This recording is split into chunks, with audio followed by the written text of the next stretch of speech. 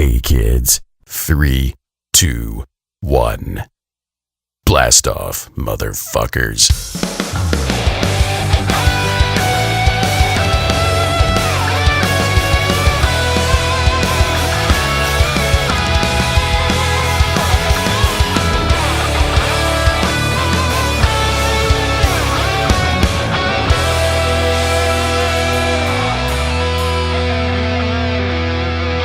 What's up, everyone? This is the SML podcast. I'm your host, Joe. We've got a fun show lined up later in... oh, fucking hell. Get the dicks out of your mouth.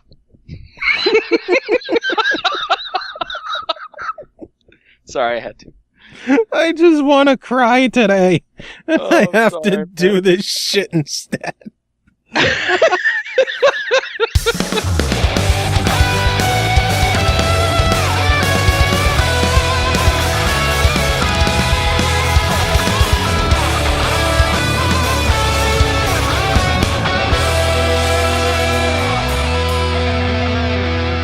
What's up, everyone? This is the SML podcast. I'm your host, Joe. Fun show. Jesus fucking Christ. Oh my god, man. Motherfucker, why can't I do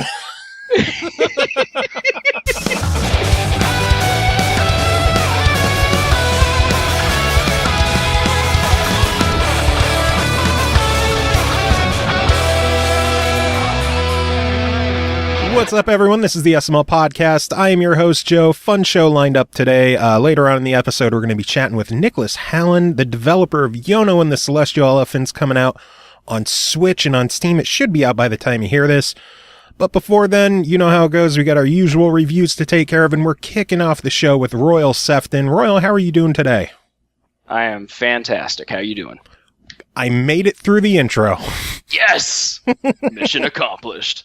All right, good show, everybody. We're done. All right. Final words, Royal. Yes. Thank you, sir. May I have another? Anyway, we're going to kick things off. First review to talk about is called N++, developed and published by Metanet Software, released October 4th on Xbox One, fucking finally, for $14.99.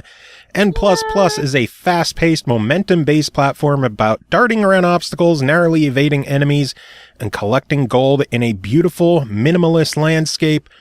Royal, what did you think about N++? It's also about dying. A lot.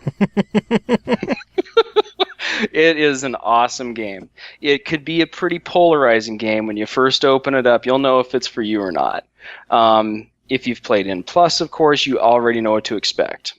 But if you haven't, and I count myself among those folks, then it might be a pretty wild ride for you, or you might go, oh shit, what did I get myself into? So it's about 4,300 levels deep.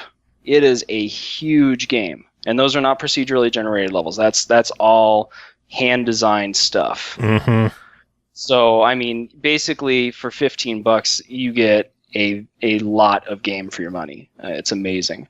But, you know, as you said, it's you know, jumping, dodging, and as I said, dying a lot. So kind of picture Super Meat Boy, if you've played that.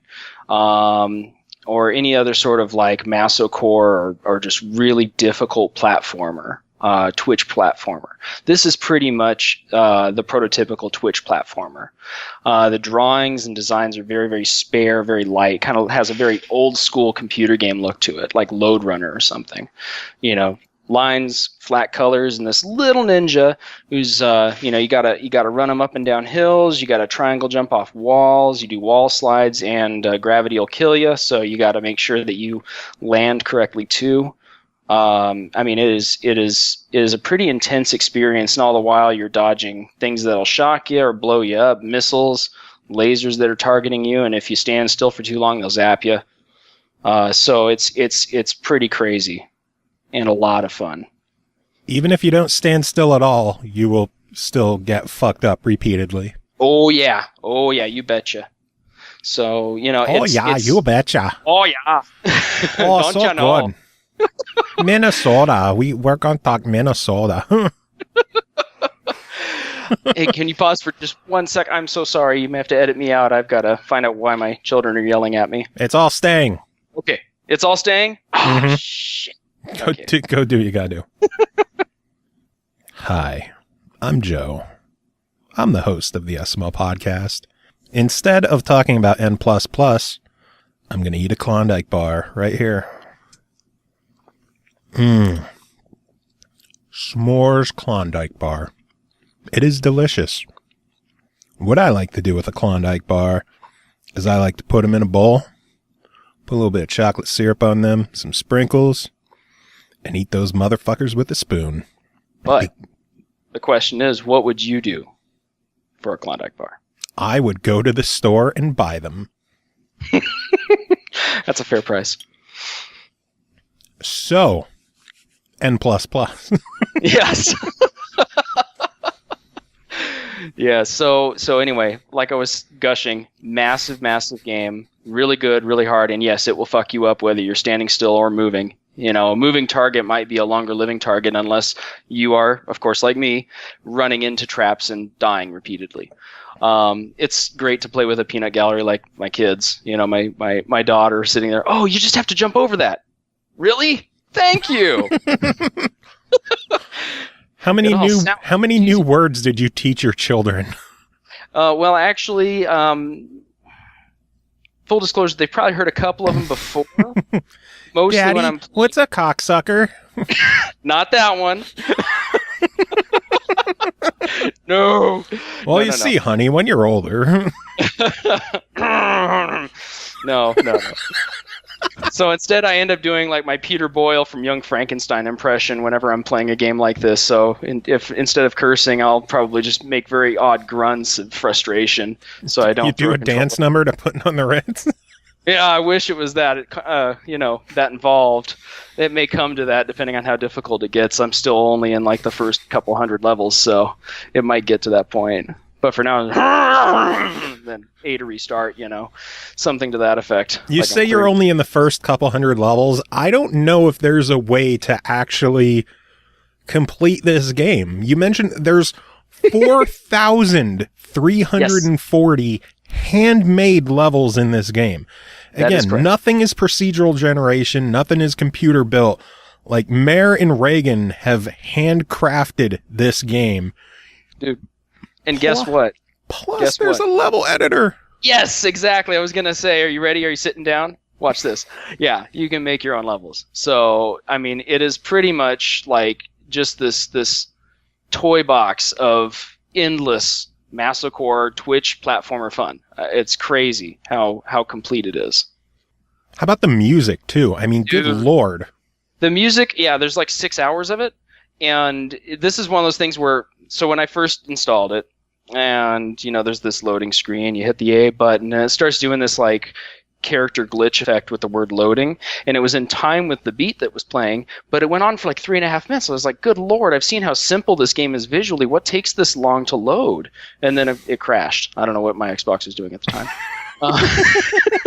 But the music was awesome. It's just like, I'm a huge fan of just like a wide spectrum of electronic music, and it's like it's all this techno and IDM and kind of Autechre sounding stuff, and it's just so cool. A lot of fun to listen to, and it suits the really spare, minimal look of the game well.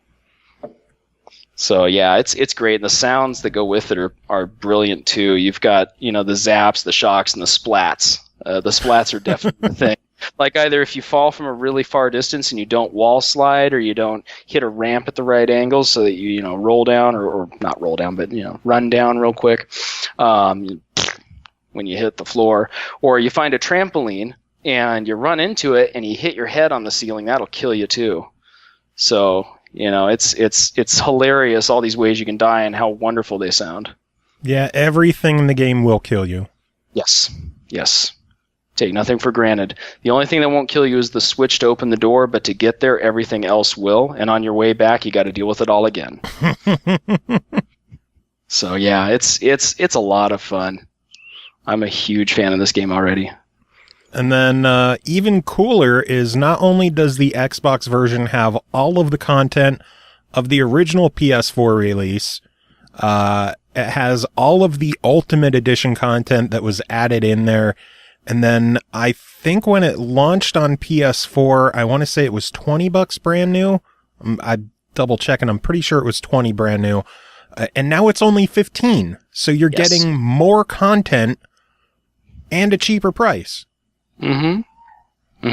And though I haven't tried it, you can also play it in up to 4-player couch mode. So you can do, there's a co-op mode and there's also a competition mode. So, I haven't had a chance to really try out all 4 players. Because you like having friends? Yes, exactly. My daughter's actually pretty good at it. I'm really impressed with how well she's done at it so far. But I would love to see a 4-player game of this. I think it'd be a lot of fun. Honey, where did you learn the word cocksucker? Damn it! I learned it from you, Daddy. Oh yeah, that's right. We covered that already. So, Royal, I gotta know, for $15, what is your verdict on N++? I would definitely say buy it. And there's only one exception to me saying buy it. If you know by looking at it that you're going to not like dying repeatedly, if you don't like a challenge, then it's probably not a buy it. It's a try it. But I am willing to bet you that if you give it a shot, it's a buy it. I mean, I can't gush enough about this game, obviously. I think it's just the shit. So, yeah, totally worth the money. $15, that's crazy. It's like an insta-buy.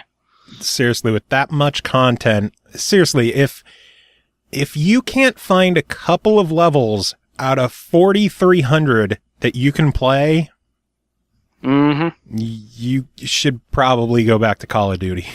Yeah, exactly my thought on that. I have a feeling this is a game I'll probably still be playing like months from now. Just kind of every once in a while pick it up, get through a few more levels, because it's a kick. And then cry. Yes, and then cry. And refrain from teaching my children any other words. Just cry into your bowl of Klondike bars. Yes. Well, Royal, thank you so much for covering this game, and I believe you're going to be joining us on the show later on in the week. I would love to, yes. For something possibly related to what we just talked about. So, any final words to sum things up?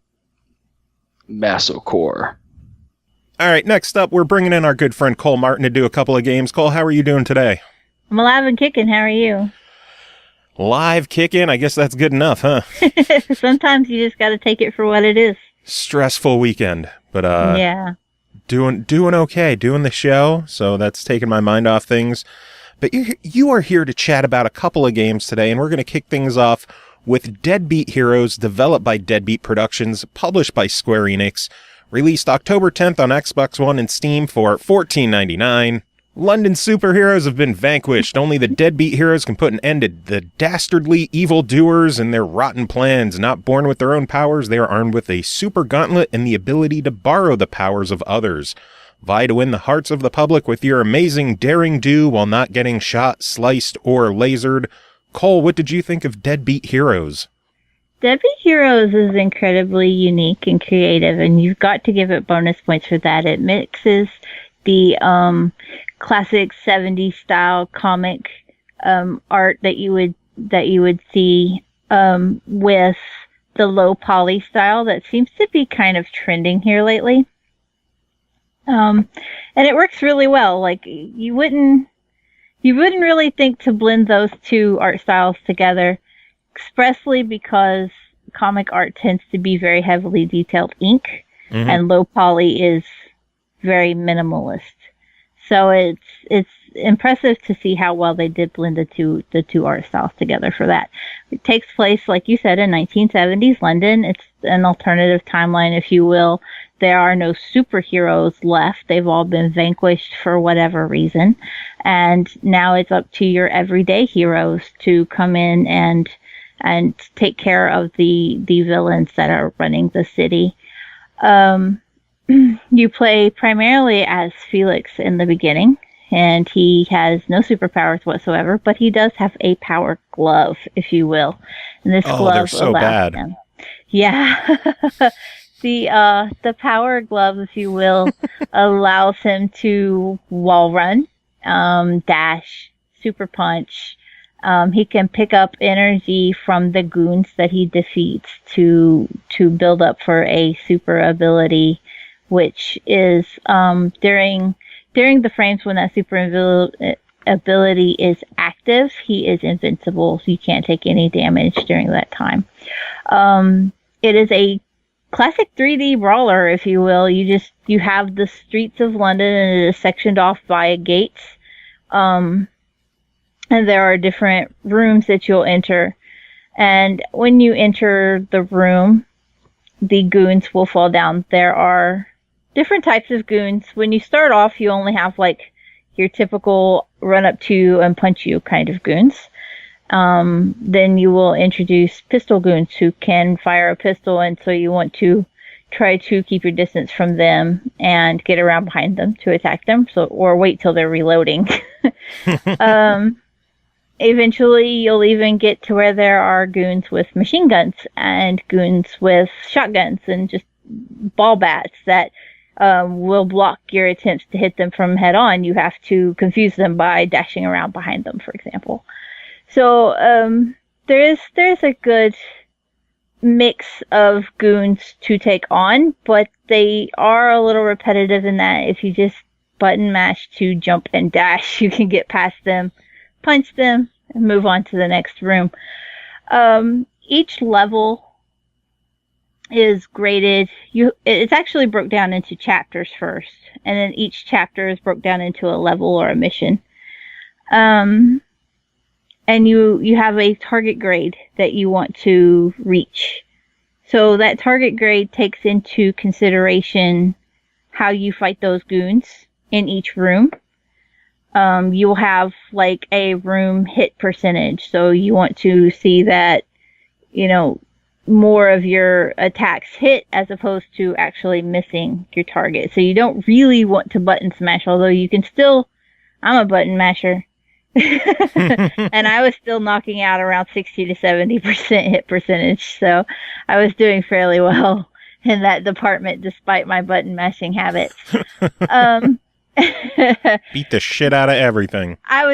Because you can. There's furniture in the rooms, and if you hit that furniture and it hits an enemy, it does damage to them.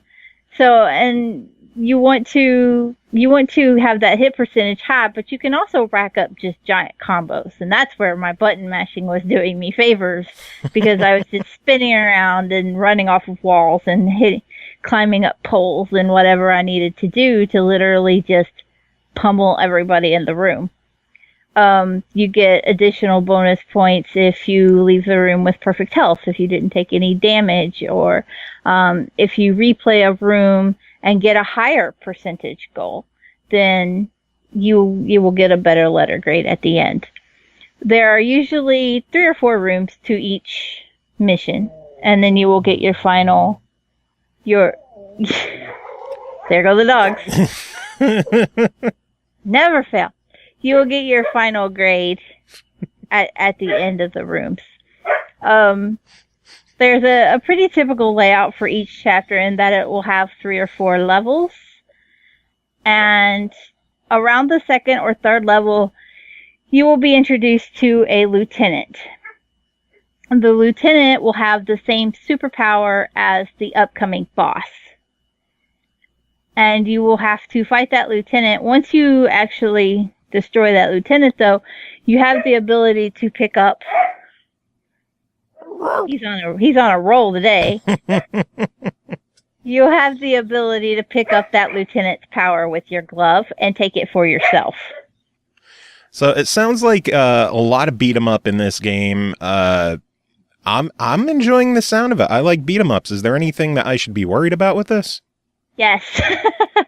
The game can get a little repetitive. If you fail a level as part of the chapter, in the beginning you only have Felix, and he's your only life. So once his health bar is drained, that's it. You failed that chapter or that mission, and you will have to go back and replay the level before it to get your letter grade goal again before you can retry the mission that you actually failed on.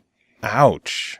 Do you think that's a glitch, or is that intended? That I think weird. It's pretty intended, because later on, as you unlock, there are four characters in all, 3 additional characters to Felix, and as you unlock them, they serve as backup lives. You can play as any of them that you prefer initially, but if you get knocked out with that character, you then take on one of the other characters as a backup life. And you can try that mission again without having to go back. But again, even after you've unlocked all 4 of them, if you fail a mission with all 4, you go back to the level before it. So in a way, it's kind of like forced practice, but the loss of progress and the fact that you really are just going through rooms and pummeling people repeatedly, it can feel a little, repetitive and monotonous. But it's really the only major strike against this game. Like, if there was some kind of way to shake that up, as opposed to just, oh, you suck, do it again.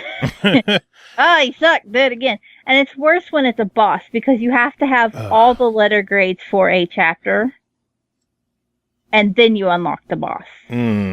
So it sounds like you're locked out of the boss again. If they tune that a little bit and made it a little more forgiving if you were to fail, like, that would greatly improve the experience. Yeah, because it only even felt really problematic when I was trying to play in long stretches, because there is an impressively long story with this game. As I said, what, like 30 some levels in the game? Yeah. And so when I was trying to, like, really knock out a big block of it, and that's when I was just like, this is draining. But when I was playing in smaller spurts and I was only taking a couple levels at a time, I didn't mind it as bad. Gotcha. But I did get pissed when it was the boss either way, because I was like, no, of course you're going to die at the boss. You son of a bitch. Of course I'd die. It's the boss. That's the point. But even still, in later levels, once you really get the hang of this is how you overcome these characters, it wasn't something like I was dying constantly, but I did struggle on a few, and I would go through a life or 2.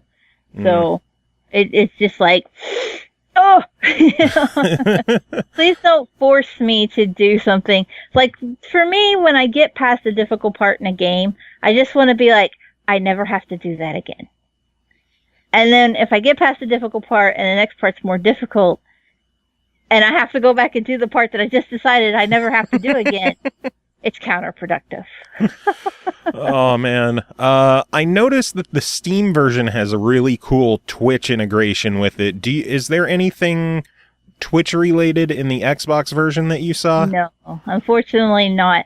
It's a very simple menu when it comes up. And the menu comes up between every chapter. Like, you have to press start all over again between every chapter instead of just walking through the headquarters to go to your next mission. And the only options there are change user, and it does have local co-op, but it's just activated by having another controller that pushes the button. So it's not from the menu or anything. The menu is just basically change your audio or press start or change your character, change your user. All right. So there's nothing for Twitch. If Deadbeat Productions are listening, and I know that everybody listens to my show, of course. If you guys are listening, the Twitch streaming integration that you have on the Steam version, I would love to see it in Xbox, because it adds, like, the Twitch chat appears in the news ticker at the bottom of the screen. Oh, yeah, because on the Xbox version, that news ticker down there, it just shows what you did. And then it just shows, like, kick, even punch, cooler, surprise. the people in the chat room become the bad guys. Oh, yeah. So you'll be beating up your audience. That's way more interesting than the Xbox version. God, I'm a little disappointed. Well, I'm not much for streaming, but I would have streamed just to play it like that. Well, I gotta know, for the price, what is your verdict on this? I give it a recommended try it. I really do. Like I said, it can get a little frustrating if you're failing a lot like I do. If you're good at games, though, you probably don't have to worry about that. I'm just not good. If the big if. I'm going to tackle one real quick. The next game to talk about is called Ninja Shodown, developed by Bitmap Bureau, published by Rising Star Games. It released September 28th on PS4, October 6th on Xbox One for $14.99. It's every ninja for themselves in the ultimate battle for the Jade Katana. Fight alone, team up, or take on friends in brutal arena-based combat where the mighty prevail and the weak pay the ultimate price, death and dishonor. And there will be a lot of both of those in the game because first off, this game is like brutally difficult to just jump in and get the hang of.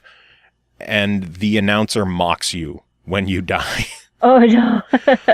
It plays pretty much 2D arena brawler. There's 3 different modes in the game. They have an arcade mode, which is, 1 to 4 players where enemies will come out of doors and you have to kill them all, move on to the next stage. Rinse and repeat. Each world has 5 levels and then you move on to the next world. I don't know if there's eventual boss battles in the game because this game has just wrecked my face in every possible way. So you played like me. Kind of, but this is like if an enemy breathes at you the wrong way, you die. Wow. You have to, there's, enemies will come out of the door, standard enemies, they'll just walk towards you. You have to slice them with your sword. You could jump around. If you hit them from the back, you get a critical hit. You could throw shuriken at them. You can pick up items to use through the levels. And when you explain it, it doesn't sound that difficult. The problem is, like, if you brush an enemy in any way and your sword hasn't touched them, you'll die. And you will die frequently. If you are standing by a door when an enemy pops out, you die. When you respawn, most games have like a couple of seconds that you're invulnerable to get back into things. Yeah. You have like 2 seconds. There've been times where I respawn and I can't even tell where I am yet and I'm already dead because an enemy walked past me. Ow. It is just brutally difficult. As you progress through the game, more enemy types get added. They have the standard grunts in green, and then they have red grunts that come out. And when they, they'll just walk around normally, but when they see you, they charge at you. So you'll have less time to get to them. Of course, you could always attack them from the back and make everything easier. They have blue grunts that are armored from the front. So if you chuck a shuriken at them, it does nothing. If you, unless you hit them like 5 times, if you slice them with your sword, it doesn't kill them. And you're already close enough to them that they walked into you and killed you. So wow. Those guys you pretty much have to attack from behind. In the second world, they add sumo wrestlers who take minimum 2 hits with your sword to kill. They added flying enemies, which in a game that's already kicking your ass, to throw in flying enemies is just like depressing. Every character is a boss battle. It is just brutally difficult. There's no continues in the game. You start with 3 lives. If you complete a level, I want to say in like when you beat it fast enough, it was a quick run or whatever they call it. I believe that is how you earn extra lives. And you will need those extra lives because, again, you are going to die constantly. The one trick that I found that really helped me get fairly far, I don't want to say far into the game because it was still fairly early in the game, but it was the only time I was actually able to beat the default high score of 88,888. And I ended up getting, I want to say close to 200,000. There is a pile driver mechanic in the game where it's basically jump in the air and do a down attack, and it does a slam into the ground. And I have found that kills pretty much everything. There's a little bit of a cooldown from when you land until when you're able to move and jump again, like maybe a second. So you have to make sure that you time it right. But I found that to basically be the only way to really get through the game in any meaningful fashion, or else you just die. They have a versus mode where it's pretty much, 2 to 4 players, arena brawler, kind of like Smash Brothers, where you just fight each other. Is that online or just local? Local only. Local only. So why did Dad think we have friends?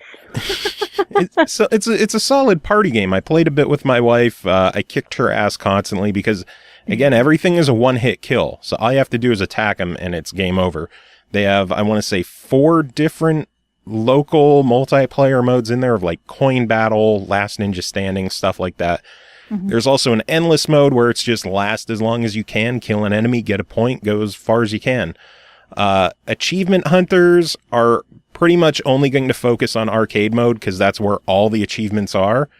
And then you are also not going to get any of them because you're going to die at this game constantly. So not an easy achievement. Not at all. Last I checked, more than half of them were at 0%. Wow. Yeah. There was something else I played last week that was like that, and I was really surprised. And now I don't remember what it was. Yeah. But it was like nobody had made it past like the second chapter, and I was like, what? This is just a brutally difficult game. I think with a party going on, you have the opportunity to get further in the game because you'll have more people there. There's going to be more enemies, of course, but you'll at least have people there who can give you a hand. Yeah.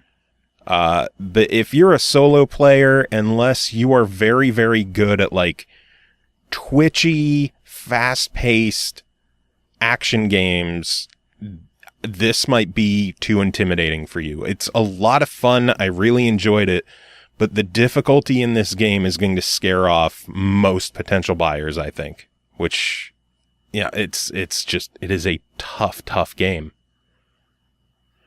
For $15, I'm going to give it a try because I really enjoyed it. I hope that Bitmap Bureau will listen to some feedback and maybe tone it down a bit, maybe, make it a little easier to not die in the Two first hits before you die. I had games where I didn't score anything because I just died that quick.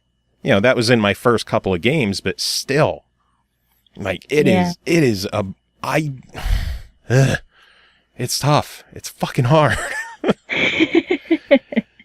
But it's satisfying. Like when I finally got the hang of it and I went on that decent run to just, get these combos going and getting blood splattered everywhere from slicing all these guys and seeing an actual decent score on the board, it felt good, but I don't think I will ever see the end of this game. It is just that fucking hard. That's kind of a shame. It is, because it's a lot of fun. It's just so hard. But at least I know that if I keep dying, the announcer's going to keep shitting all over me in my dreams, and letting me know how dishonorable and terrible I am. You dishonored your cow. Oh, anyway, last game that you're here to discuss is called Bulbware, developed and published by Bulbware, released October 6th on Xbox One for $8.99. One gloomy night, Bulbware wakes up suddenly from a frightening nightmare to discover that evil has overshadowed the Bulb House. His family has disappeared and there are horrid monsters lurking in the shadows. Gather the courage and use his glass head to save everything he loves. Cole, I know we did the interview with these guys. Did. So, for the people who don't know what Bulbware is, what is Bulbware? Bulbware is the kind of game that breaks industry standards. It is creative, it is short, but it's to the point. It does not overstay its welcome. As you said, you play as a little hero, and he has a bulb for a head. He lives in the bulb house with his old lamp grandfather who takes care of him, or as it may seem, the bulb boy does all the caretaking of grandpa more often than not.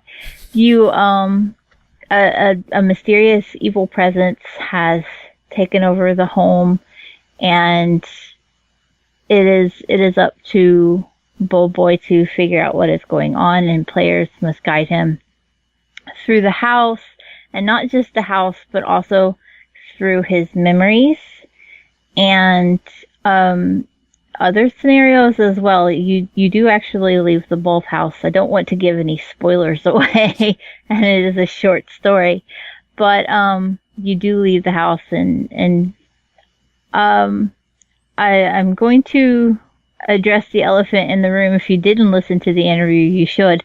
This game involves a lot of poo. And there's no good way to segue into that. It's There's just there's poopy. Lots of it. It's not necessarily toilet humor. It's just that the poo is there. And it's a monster. And it's a monster, and if you don't go poo, you will die. And if you do go poo, the poo might kill you. It's a pretty impressive battle. Each scene of Bulbboy is its own self-contained puzzle. You don't have to worry about picking items up and not having them in the future.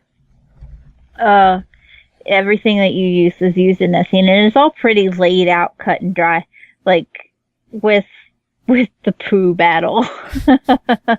You have to turn the water on, but you've got to fix the pipe, and then you've got to turn on the fan and lure the poo to the fan, and it's not anything. You're not actually like picking up a shard of glass and battling the poo with it. It's not action in that way. It's really more of using what Bulbboy has at his disposal to I seriously love the fact that you're going through how the game is puzzle-wise and how it plays, and you're using the shit battle as the example. Yeah, well, because it is the one it sticks with you. And just so people aren't worried, this is only a T-rated game, so it's not like hyper graphic. It's not even. The terrible part is, like, I found some of the later battles to really be more to my taste, and they were more intriguing and interesting, but I don't want to talk about them because they are massive spoilers. And so it's easy to talk about the poo battle because it's the second one.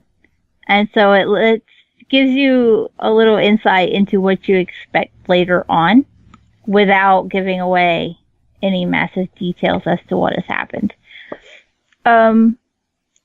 You're not only experiencing the downside of this evil being here, you do get to experience some of Bulbboy's happy memories with his grandfather, and you'll play those out, and there are puzzles with those as well. And you also have a handy dandy little sidekick that is a moth dog. And he flies around, and there is even one sequence later on where you will control both Bulbboy and the moth dog simultaneously through different parts of a puzzle and have them work together to solve that puzzle and defeat one of the bosses. It plays really well. The controls are pretty dead on. If you listen to the interview, I mentioned the only time I had any trouble was when my batteries died and it just didn't pause the game. And so I didn't know why Bulbboy had skittered off into a corner and I couldn't control him anymore until I looked down like a jackass. But it was delightfully macabre, the game is. It's just everything is so quirky and there's so many really well done Easter eggs. I mentioned before you do leave the house at one point and you are in the sewer and you need to look for a specific plumber. He is hiding amongst the poop. There's the E.T. game they mentioned. A lot of the achievements are tied to the story, but some of them are missable and they do involve finding those Easter eggs as well. Not the E.T. one, unfortunately, which was a good one. Because I was tickled when I found that one, because for once I understood a reference in a current video game. There's also an achievement. Typically a game like this, you'd expect one of those play the game without dying to force you to play it over and over and over until you get really good at it. There isn't an achievement like that in this. This has an achievement for dying every way possible. Nice. They want you to fuck it up. Because they know you're not going to beat it without dying, so why bother? I mean, I'm sure there are people... there's probably people who could speedrun this and do it really well. I'm not that person. And so I would far rather see a die every horrible way, even though you feel a little guilty because your character is a kid and you're putting them in some pretty gnarly scenarios. I mean, it's a light bulb, so whatever. And it's technically, I mean, in the beginning he has the body, but being able to detach from the head from the body and moving about without the body is a big gameplay mechanic.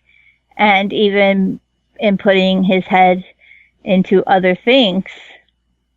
In the beginning, it's a chandelier. Later on, there's a spider that you have to fall into the spider and take over the spider with your head. So it's all done in a way that you just enjoy seeing how they're going to force you to play through it next. Yeah. I know I really enjoyed this game when I covered it on the Switch. I think the only real negative is a lack of replayability, because once you play the game, you've pretty much experienced it. But given the fact it's only $9, I thought it was definitely worth picking up. So I'm asking you for $9, what is your verdict on Bulbware? I definitely give it a buy it. It's like the perfect blend of creepy and cute and macabre. I just really enjoyed it. Nice. And if people are too lazy to buy it, it has officially been added to the SML Halloween prize package. Woo! Yeah. Nice. So we've got Bulbware added. If you haven't gotten the details on this contest yet, make sure to head back to episode 320, 35 minutes in. Listen, get all the info, and enter, because we have over 20 games up for grabs for the winner. Oh my. The Bulbware might not induce any fear pee, but there might be some fear poo. So just fair warning. You might want to stock up on Depends if you do win. Instead of fear pee, it's happy piddle. Yeah. Oh, man. Cole, thank you so much for coming on and chatting games with me. I know you'll be back on again soon. Do you have any final words to sum everything up? No, I've never got anything fancy to say. All right, next up, we have 2 Steam games to talk about, and we're bringing in our good friend Tom Miller. Tom, how are you doing today? I'm doing just swell today. Things going good out there? Yeah, things are going all right. There's a deck being built right outside of my window, so if you hear a saw, that's what's happening. Would you like to play a game? Not so much. Different saw. Never mind.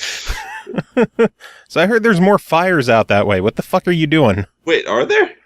Man, I must have been setting them in my sleep this time, because I don't remember. Somewhere out that way. Well, luckily, we're kind of in the rainy season now out here, so it's not nearly as much of an issue as it probably would have been a month or so ago. Yeah, I saw one of my friends, A Rival, on Facebook say that he DJ'd a wedding 2 days ago at a hotel, and now that hotel is gone. Oh, wow. Yeah. Fire's a fucked up thing, man. Certainly is. Shit is crazy. It is up to 54 square miles, and that is the SML fire report, I guess. Get Smokey involved. Only you can stop him. I don't know what I'm talking about. Only you could stop Smokey the Bear from assaulting people. Yes. Anyway, we should probably talk games. The first one you're here to talk about today is called Pylon Rogue, developed and published by QuantumSquid Interactive, which is a fantastic company name. Released September 21st on Steam for $14.99. Hordes of enemies and endless play value face varying challenging monsters as you collect items, powerful loot, and adapt your combat strategy in this roguelike action game. Tom, what do you think of Pylon Rogue? Well, I think it's fun. So like you said, it's a game that has like a combination of like an action RPG. It has like a lot of inspiration from like hack and slash kind of games like Gauntlet or maybe like a stripped down Diablo kind of thing. And it does it well. It's a fun game, and for that kind of hack and slash game, like it's really important I think, to just be able to kind of pick it up and play it. And you can absolutely do that. The combat, it feels really good. It has a pretty intuitive system where you have just like a regular and strong attack. It's all just one button, but different combos do different things, and you can use them in different ways. And you really need to know your character's movesets as well, because like it is not an easy game at all. You need to really kind of plan out your attacks a lot of the time, and if you are careless with it, you'll just get swarmed and die. Which is less than ideal because there's permadeath, and then you got to start the game over. So, oh man, it's definitely not for the faint of heart in that way. I know you mentioned it's difficult. Fun fact, behind the scenes fact, we were supposed to cover this last week, but when we were about to record, you said that an update for the game hit like the same day, so we put it off. What did the update do? Because I think you mentioned it wasn't as ball-breakingly difficult anymore. Yeah, not quite. It still kicked my ass, but no. But they did release a balancing patch last week. So if you did play this game like immediately on release and are listening to this now after getting kind of turned off, it might be worth a second look. But they did. They turned down the number of enemies that appear in some rooms, and they made health drops and keys a little bit more common, so it becomes a little bit easier to get items and just to survive for a little bit longer. So it's I think it's an improvement for sure. I'm kind of glad we waited because I was kind of gonna give him a hard time about making a game that's next to impossible. But now it feels like kind of more of a surmountable challenge, you know. And also just like as I played the game more, like it's kind of a game that you're really not supposed to beat on your first try. You really got to kind of learn your way around and figure out how all the different enemies move and attack and kind of play more defensively. And so I don't know, I'm a fan of that kind of thing personally, even though I still, you know, I'm not all that good at it yet, but like I want to get better though, as opposed to just feeling like it's a hopeless endeavor like I did at first. So that's cool. So I'm checking out some of these screenshots on Steam. Yeah. For the most part, it looks like your standard hack and slash action RPG. But one of the screenshots there looks kind of like a board game? Or like a map, an overworld with treasure chests? What is this? So there is an overworld to it, and that's kind of where a lot of the procedural parts of the game come into play. So you have each of the worlds has 4 different levels that you need to complete before you fight the boss, and there are more than 4 levels per world, so it kind of mixes them up, and it's on that sort of board game like movement system. So every once in a while you can run across a treasure chest, or there might be some other. It's really just levels and treasure chests that I found. So it's pretty simple. And then you can. One of the kind of nice things is you can go to a shop at any point just by pressing the Y button. So if you do get money from both chests and as you complete levels, and you can use that to buy health and buy keys and stuff like that in between stages. And that was another thing they changed too. I think at least they made it so you could get more money and make it possible to buy things a little bit more easily. Nice. What about the humor in the game? Because I know the description mentioned satire a bit. Is this an entertaining game as well? Well, yeah, I think so. I mean, they tried to make it kind of tongue-in-cheek. One of the main character classes is called a money den, so like a paladin, except everything is money-related, which I thought was kind of interesting. But it's kind of cool because you can like turn all your enemies into gold and transfer them into money and stuff. And there are some there are some pretty funny items that you can get. One of the items is like a non-GMO, or no, a non-organic orange that you can use. I don't remember what it does, but there are a bunch of those little just like quirky additions to it that do add some more fun to the game. It doesn't take itself too seriously, which is nice. Oh god. Yeah, and it's just really solid. I mean, like as far as presentation goes, like I don't know, the levels, like they kind of feel a little samey sometimes, but they do look really nice, you know. they just you can tell there was a lot of work putting into making things look detailed and making things flow well in the levels. So I don't know. That's really, I was really happy with the way the game looked for sure. Nice. I wonder if they have any plans to bring this to console, because I am very interested in this game. Yeah, I don't know, actually. I'll have to find out. I'm going to have to bug some people. Yeah, right now I think it's only on Steam, but... Yeah, so for $15, what is your verdict on this one? So my take on it is you need to be ready to die. If you're not looking for something where that is an inevitability, it might be a bit of a turnoff for you. But if you are worth it, or if what am I talking about? You're worth it. If you are okay with that, I think it's a fun game. It's a good example of like a hack and slash kind of game with a little bit of a sense of humor, and it has a bit more like focus on defense and looking at things from a tactical perspective as opposed to just running in guns blazing, Nice. It does to me feel a little generic at times, but like I do think it's worth checking out if you're a big fan of that kind of genre of action RPG. And even if you're not, like, if you've ever gotten into like a Gauntlet game or Diablo or anything like that, it's probably worth just keeping an eye on, seeing if it goes on sale. Because I've definitely had some good times with it. Nice. I might have to bite the bullet and play a Steam game to give this one a shot.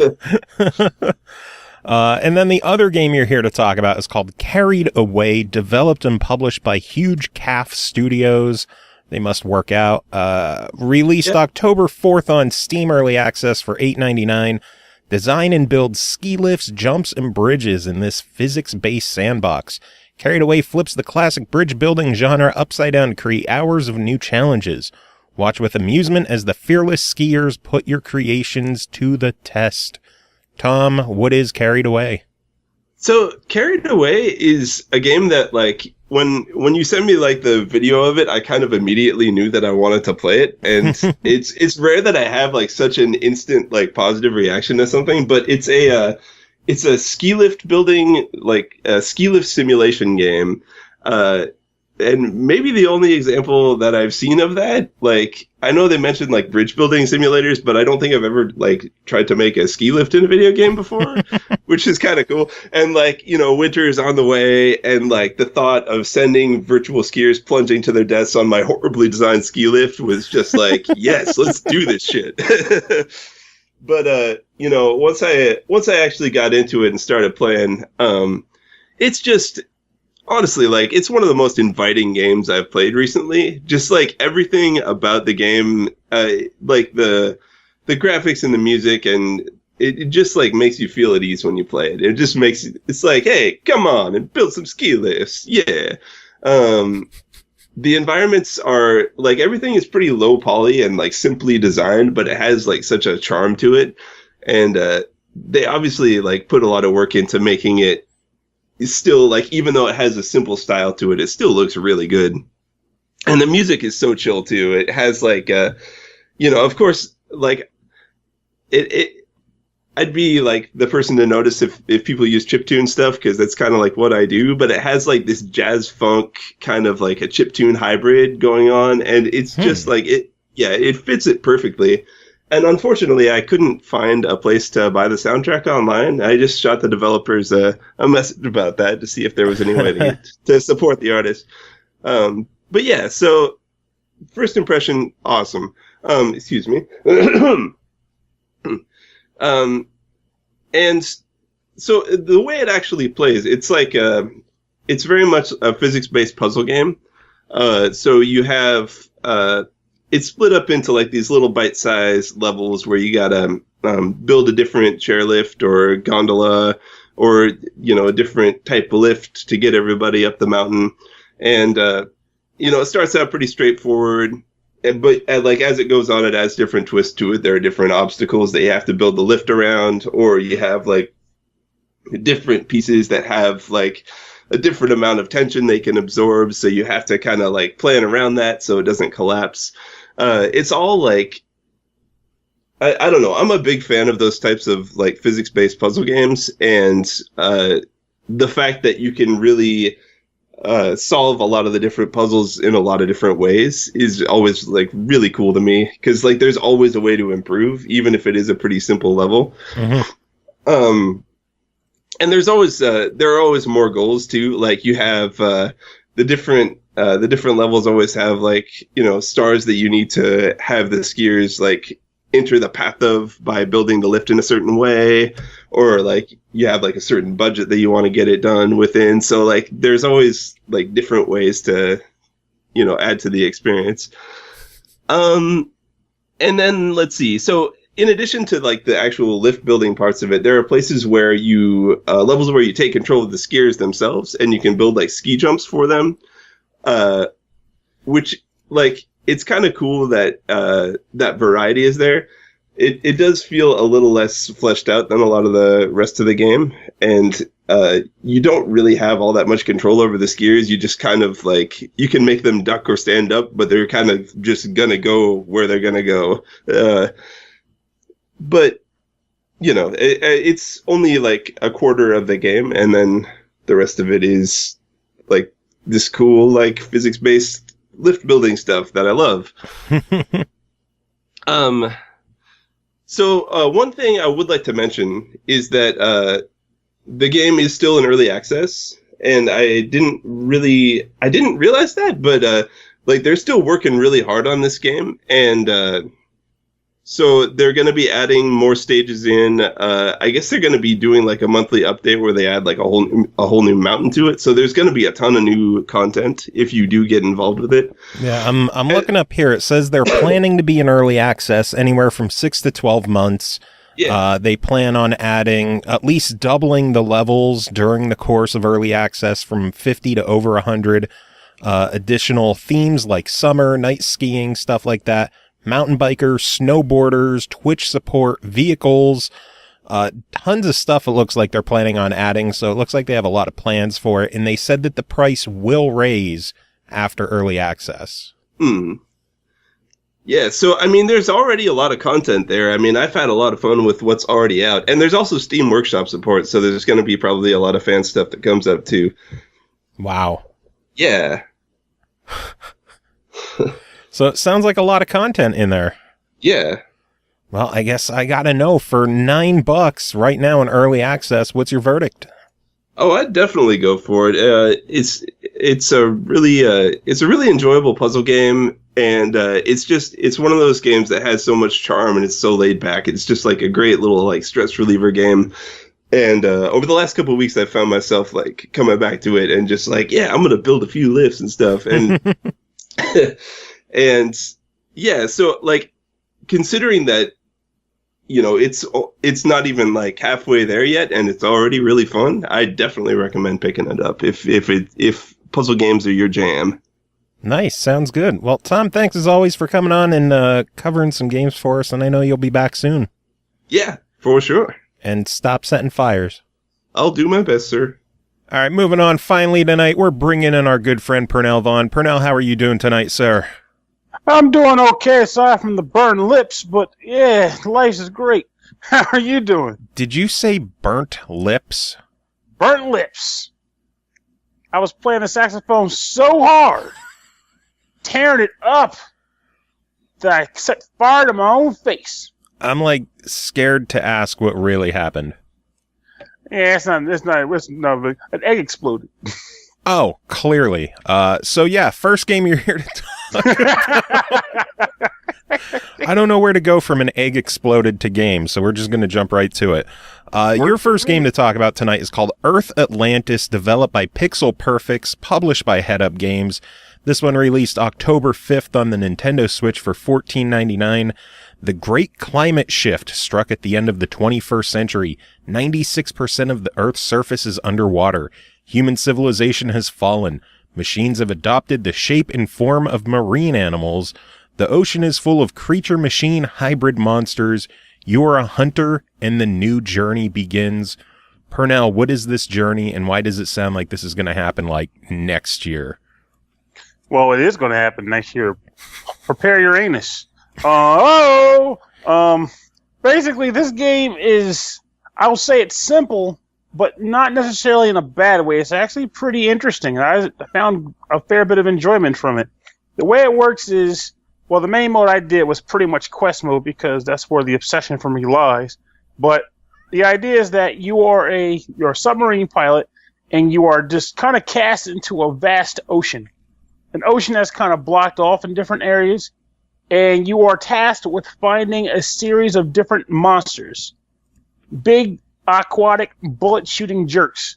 And you have to blow their faces off. And then once you've done so, an area will open up for you to continue on your mission to find other aquatic assholes, in which case you can flounder them up, flambe them, or fricassee them, however you want to do it, in order to press on. And again, it's a simple way in which it works. You're basically piloting this ship. You don't have weapons that you can switch between. However, there are power-ups that you can find throughout the adventure, usually located on the mini-map is just a white circle. And when you blow it up, there's like a bubble that you pick up. And if you use it, it will pretty much give you one of the game's multiple sub-weapons. There's an electric beam, which is honestly my favorite one, which just pretty much sends out electrical charges at the enemies around you. There is a torpedo missile, which is sort of like just like a missile that shoots straight outward. And then there's like a homing missile that seeks guys out, and there's a bomb that just kind of bounces off the walls. And as you keep collecting multiples of the same power-up, it gets stronger and stronger. Obviously, if you pick up a different power-up, you will start at level 1 with that power-up, and all the other ones will just kind of fall out of your ship. And if you want to switch back, you have to collect them all again. So, as corny as it may sound, that is literally the entire game. But again, it's not a bad thing because there are a fair number of enemy types in the game, between guppy minnows to headbutting square-headed fish to bullet-shooting circle wannabe Pokemon fish. And there's like crustaceans that'll hang on the walls and fire missiles at you, all sorts of cool things. And the visuals in this game, they were the thing that I think drew me the most. I was going to say, that's what drew me to the game as well, is everything is like pencil sketch drawing. Yeah, it is a very, very beautiful game. Like, there's no color, but you don't need it because it goes right along with the art style. And everything, even though there is no color, everything sticks out. You're not going to find just... The only thing, correction, I will say there's one thing that might mess with you, but you'll get used to it fast enough. And that is that certain areas of the map have, say, like steel grating or steel beams that are just kind of sunken from, of course, the dilapidated civilization. But sometimes you can swim through them, sometimes you can't. And it's not always easy to tell which areas you can swim through and which ones you can't. So you just kind of have to do a little bit of trial and error sometimes to find some of the more secret, more hidden routes. But I wouldn't say they're supposed to be hidden because at least one of the bosses is behind one set of them. So I wouldn't say that's supposed to be hidden, just as an assumption. But gotcha. With that aside, though, the quest mode seems to consist of a variety of different enemies, and they get harder and harder each time you find a new boss. And each time you die, the game will respawn you at the starting point, which is pretty much at the top of the ocean. You have to swim your butt back down to the bottom, collect your power-ups, they're going to get boosted up to get ready to actually take on harder foes. And the game keeps track of how many enemies you killed in quest mode in order for you to kind of have an idea of how far along you've gotten. So you can kind of gauge your progress. But it's a pretty cool game. Like, I personally enjoy it. I don't know if it's like, again, I guess the $15 is the touchy-go part, but then again, there have been shooters that have consisted as about the same amount for more. So I would say it's at least a try. It was definitely something I found enjoyable, and I wouldn't say that was something, honestly, I picked it up. It's one of those cases where I picked it up thinking, yeah, I like the art style, but I don't know, this seems like it's going to be a little simple. The power-ups are just one or none, like I couldn't switch between them. I couldn't level them up and keep the level ups, things like that. But even with that lack of progression ability as far as your character stats go, I found myself pressing on, wanting to do more. Every time I died, I was like, okay, time to try again. This time will be better. And that, to me, again, I think I said it before on the show, but that's a sign of a good game. If you feel like you want to keep going instead of letting the death be your excuse to turn it off, it's a good go. So I agree. I'm probably going to end up buying this one myself just because the visuals of the game have just drawn me in, and I need to play this game. Yeah, you will not be disappointed in the visuals. Animation is sweet. visually it looks sweet. There's like every once in a while in the background you'll see like animation back there, like say like scaffolding will just be falling into the ocean. Seaweed will be kind of just dangling. It's just a visually impressive title. Nice. This is one of those games I was like legitimately jealous that I couldn't cover it myself, but I was too busy covering other games like the next game we're going to talk about, Firefighters Airport Fire Department, developed by Vis Games, published by United Independent Entertainment. This one released September 28th on Xbox One and PS4 for $29.99. Fire can be a friend, but also a merciless foe. Nowhere else is the danger greater than at a modern airport with thousands of travelers and highly flammable kerosene. As a member of the airport fire department, you and your team must extinguish massive aircraft fires and beat a path through the flickering flames. Your team is counting on you. Don't let them down.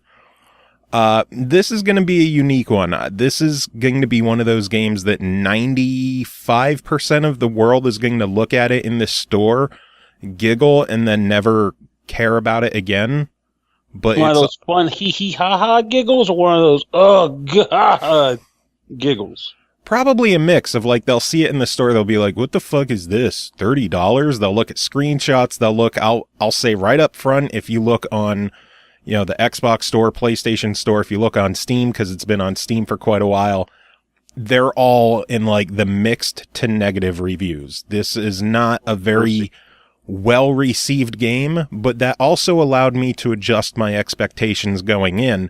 And while I can understand where some of these negative reviews are coming from, this is one of those occasions where I want to play devil's advocate. Ooh. Because 95% of the world might not care about these games, but we all know that there's that small percentage of people, that niche audience, that is going to see a new Firefighters game come out, and they're going to be excited because they probably enjoy the series. Fun fact, there's already a Firefighters game available on PS4 and somewhat on Xbox One. It is available in Europe on the Xbox One, but not in America. Huh. Believe it or not. But the PS4 release got an American release.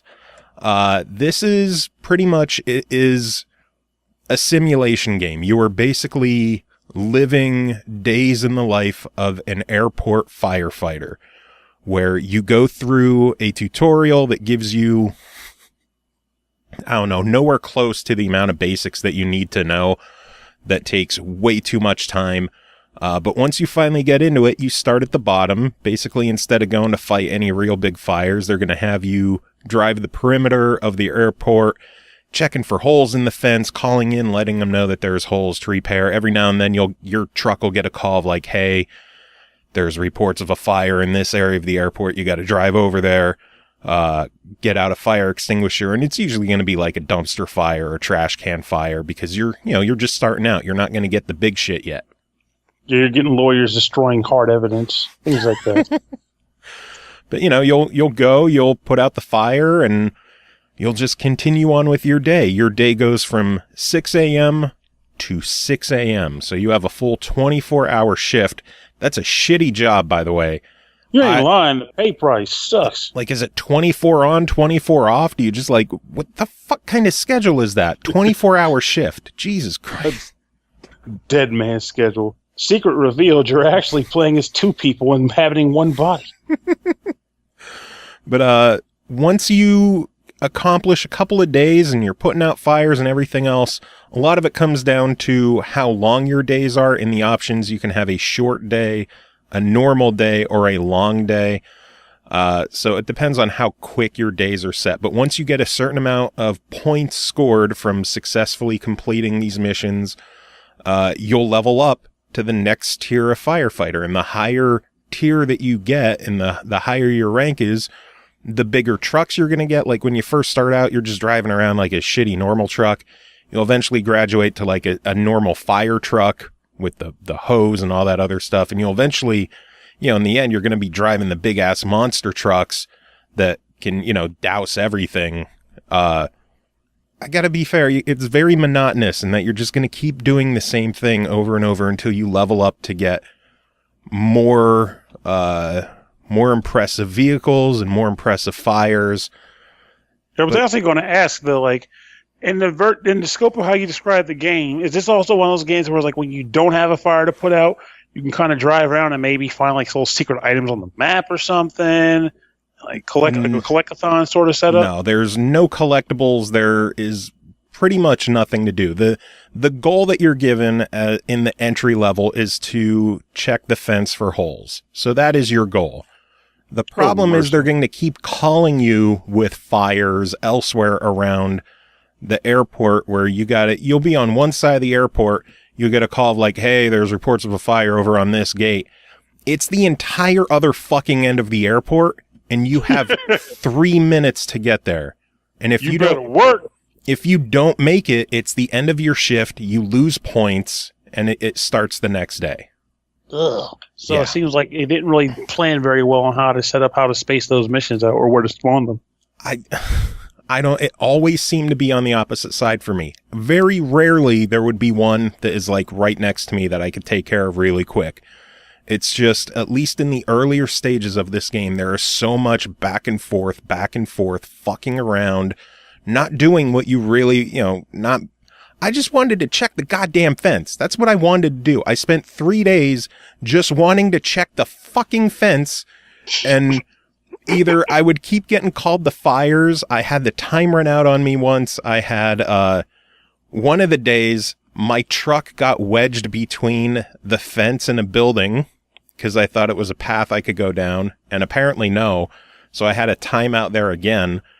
And then a third time I was driving across to get to a fire, and I apparently went across a runway and a plane clipped me and rolled my goddamn truck. Hey, unexpected dangers. Got to add some action and excitement to this game of searching to check the fence. Yeah. As I went on and I leveled up and I got to use bigger trucks, there wasn't as much like stupid, like check the fence. It was pretty much hang around, wait until there's a call, go take care of the fire or go take care of the issue. Sometimes there'll be a false alarm. You'll get there and there's nothing going on. You'll get a little mini point boost. Otherwise, you put out the fire, you go back to base, you refuel the truck, you fill it back up with water if you need to, and you hang out until the next thing happens. You could either, you could go to different buildings and like practice your aiming and jump out of the truck and figure out what all the tools are. It's basically you're fucking around until something new happens that requires your attention, and then you take care of it. That's why this is such a niche game, because not everybody is going to be into what this game brings. And I'll say now, there's a lot of problems with this game. First up, the tutorial is way too long. Like, you have to follow the boss around the fire station, going from room to room. You go upstairs. He's like, this is my office. Go down here. Oh, this is where we meet in the morning. And he walks so friggin' slow. Like half of your speed he walks.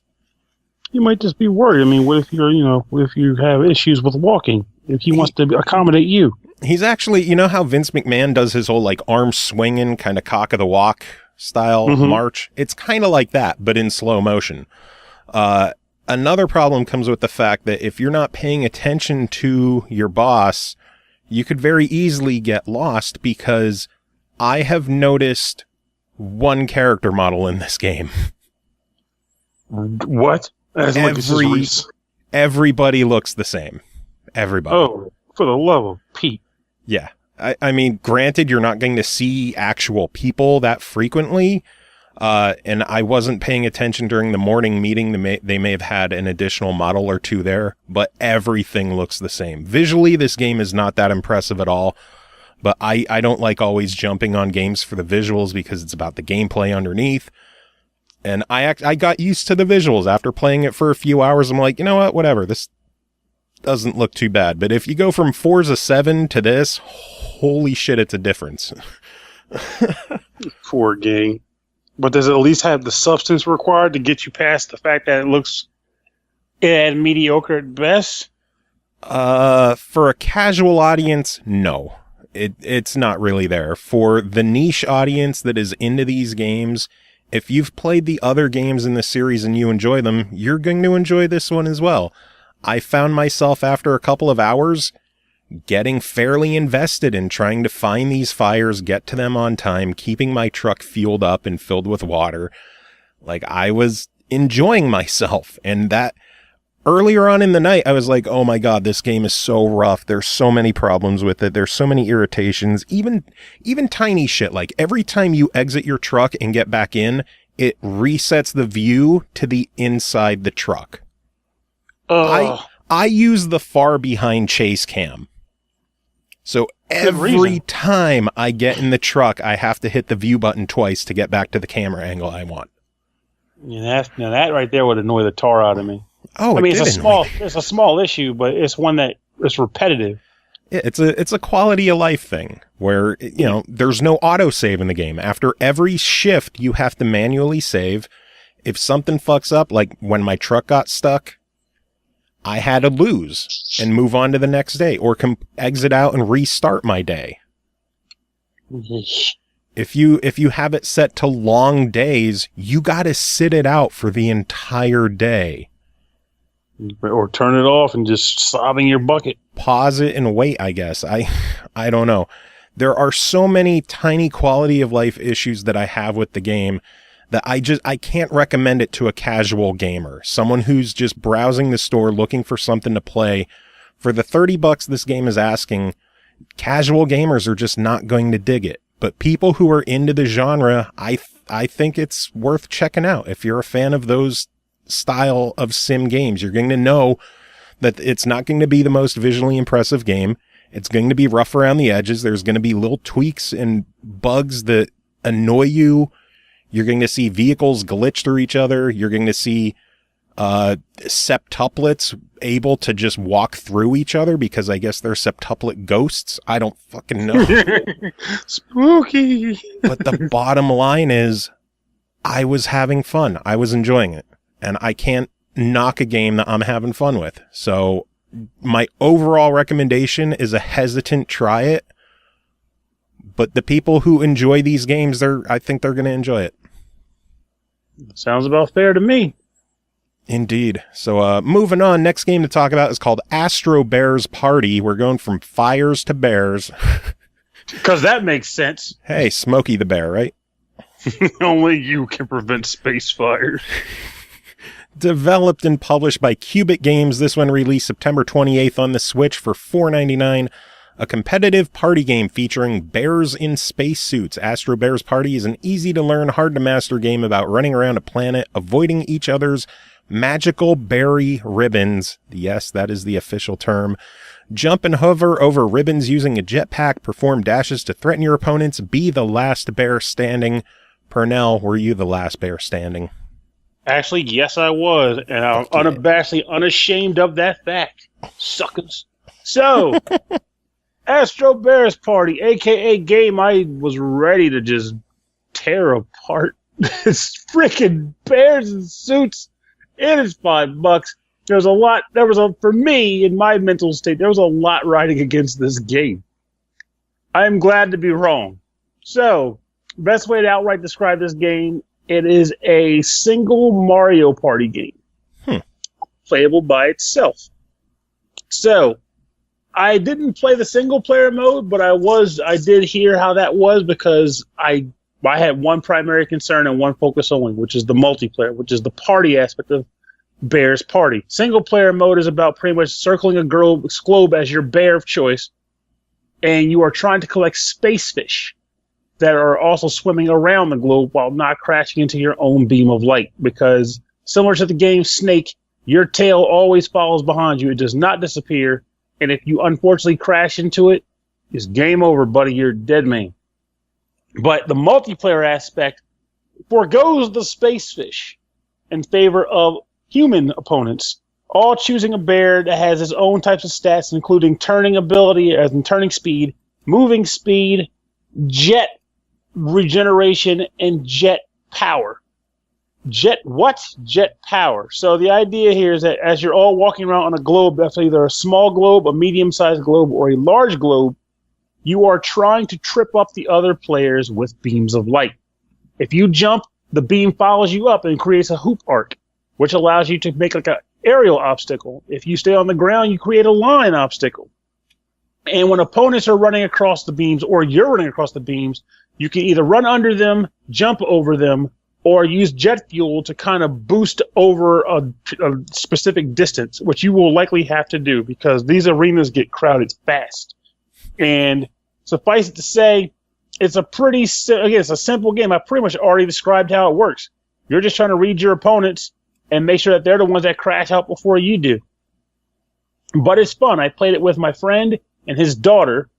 And his daughter, when she heard that I was going to be doing this game, she practiced all week. And her intent was to beat Mr. Pernell. She failed to do so. Oh, no. I love children, but there are no kid gloves with me.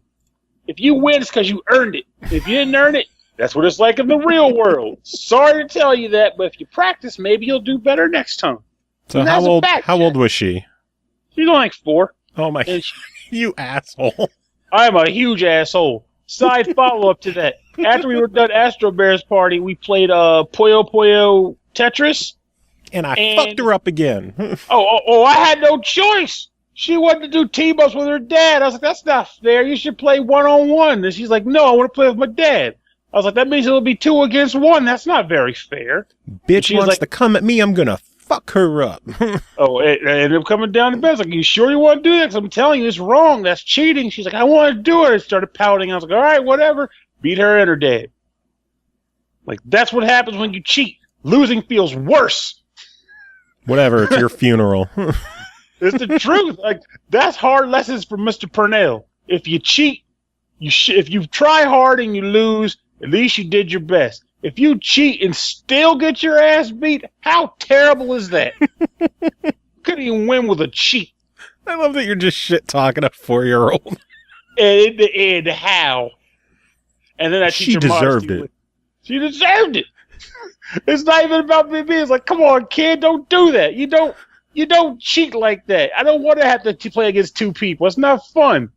She was insistent, so I had to lay at the smack. Okay, so you kicked the 4-year-old's ass at Astro Bears Party. Anything else to say about the game? It's genuinely a good time. I feel like, and the Switch is, in its own way, probably capable of this. If multiple companies put out multiple short games like this, as in like they're self-contained games where it's like, here's your purpose, and charge like $2.50 to $5, you could have like a customizable Mario Party of your own, and you can just switch between the games when you want to play new mini games, essentially. And it would be a fun time. And that was exactly how I described this game when we put it down. I was like, if 5 other companies did this with 5 different games, and they each charged $5, I'd probably buy all of them and just have like a weird multiplayer mini game session at my house. That works.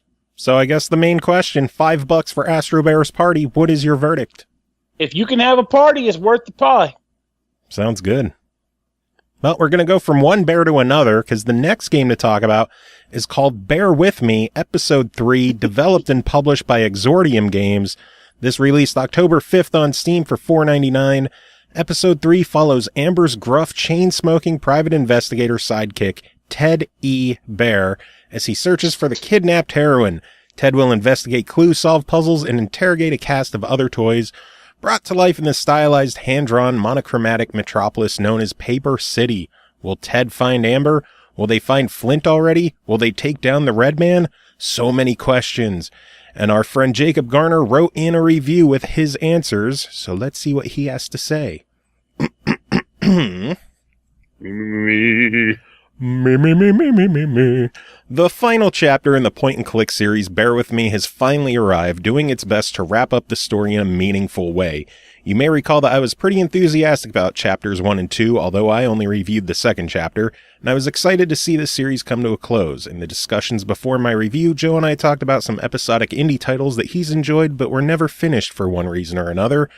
Thankfully, Bear With Me doesn't fall to that same fate, but that doesn't mean the final chapter isn't without issues. The third chapter finds Amber and Bear separated, and Amber's in trouble as Red's forces are closing in. As standard for point-and-click adventure games, you need to examine items, talk to various characters, and solve puzzles. The story and characters have been this series' main strengths, and it isn't any different here.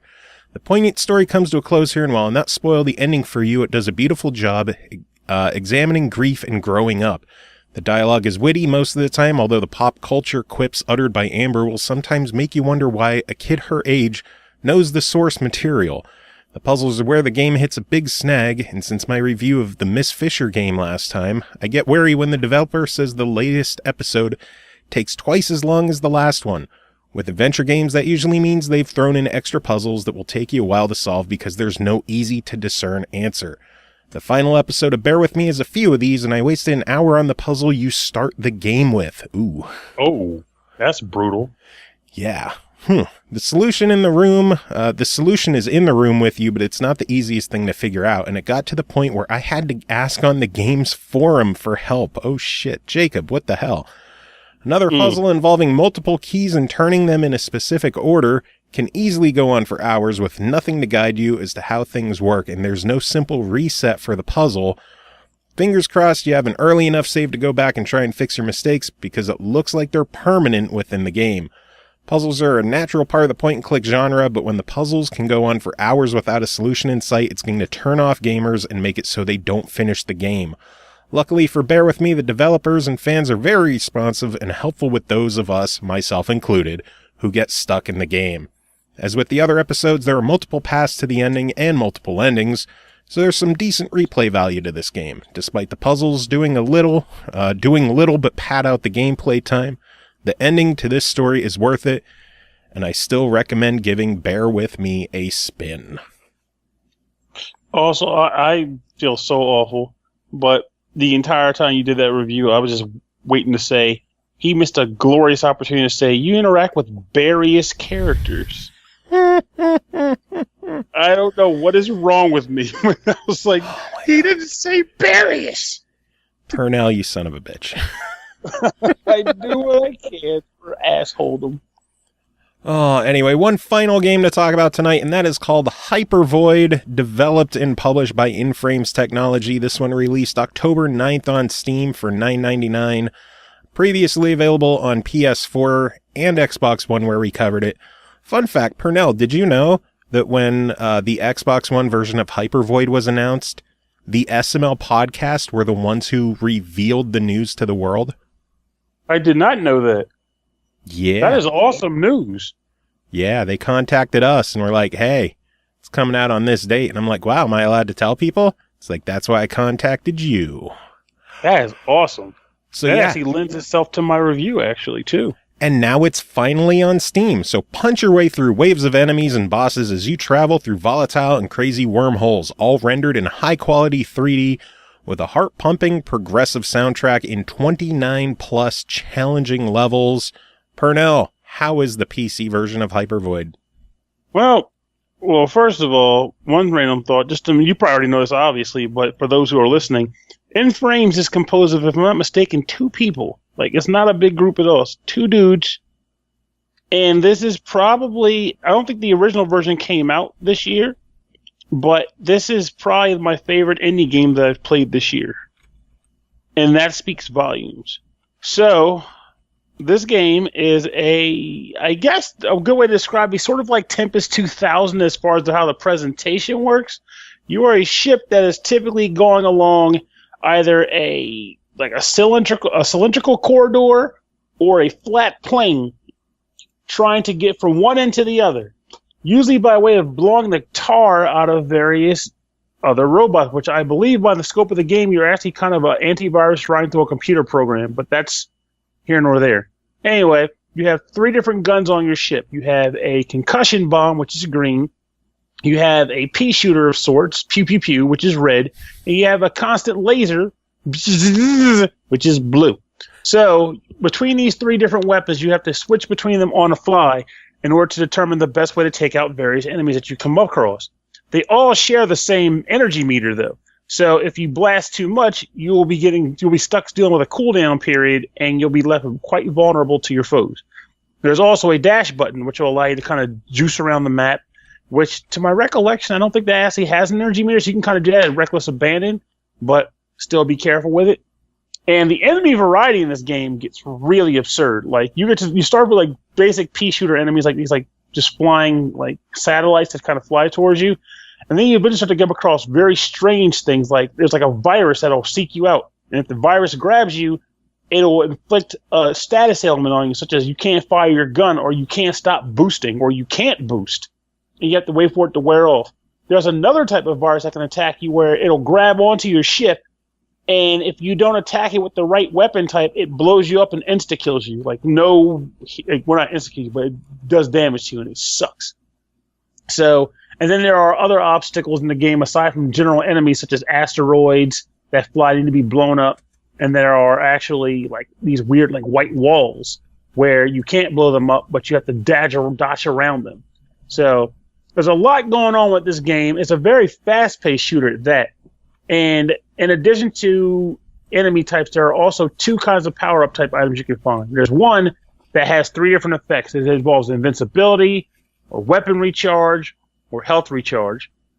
Or one that gives you pretty much all, like a supercharge, where like lets you fire all 3 types of weapons simultaneously without wasting energy until it wears off. And there's another hidden item in every other couple maps where if you find it, it unlocks a hidden stage in the game. So if you don't find any of the hidden orbs, you might miss out on maybe a quarter to 2/5 of the game's content. So you want to seek those orbs out because the levels are fun. The one thing I didn't like about the game is the fact that there are a few bosses in the game, but they repeat like crazy. So you might fight the same boss in this game at least 5 times, maybe even 6. I am not exaggerating that number. So let's just say roughly 5 to 6 different bosses, each fought about 5 times. So a lot of repetition. Again, the game is still freaking awesome. It's just when you fight the formation of ships for like the 4th time, you're going to be punching the sky going, why the hell are these guys still here? I thought I blew them up. This is stupid. But trust me when I say this game is worth its weight in gold. And the reason why I can say that is because even before this review, I played the PS3 version of the game.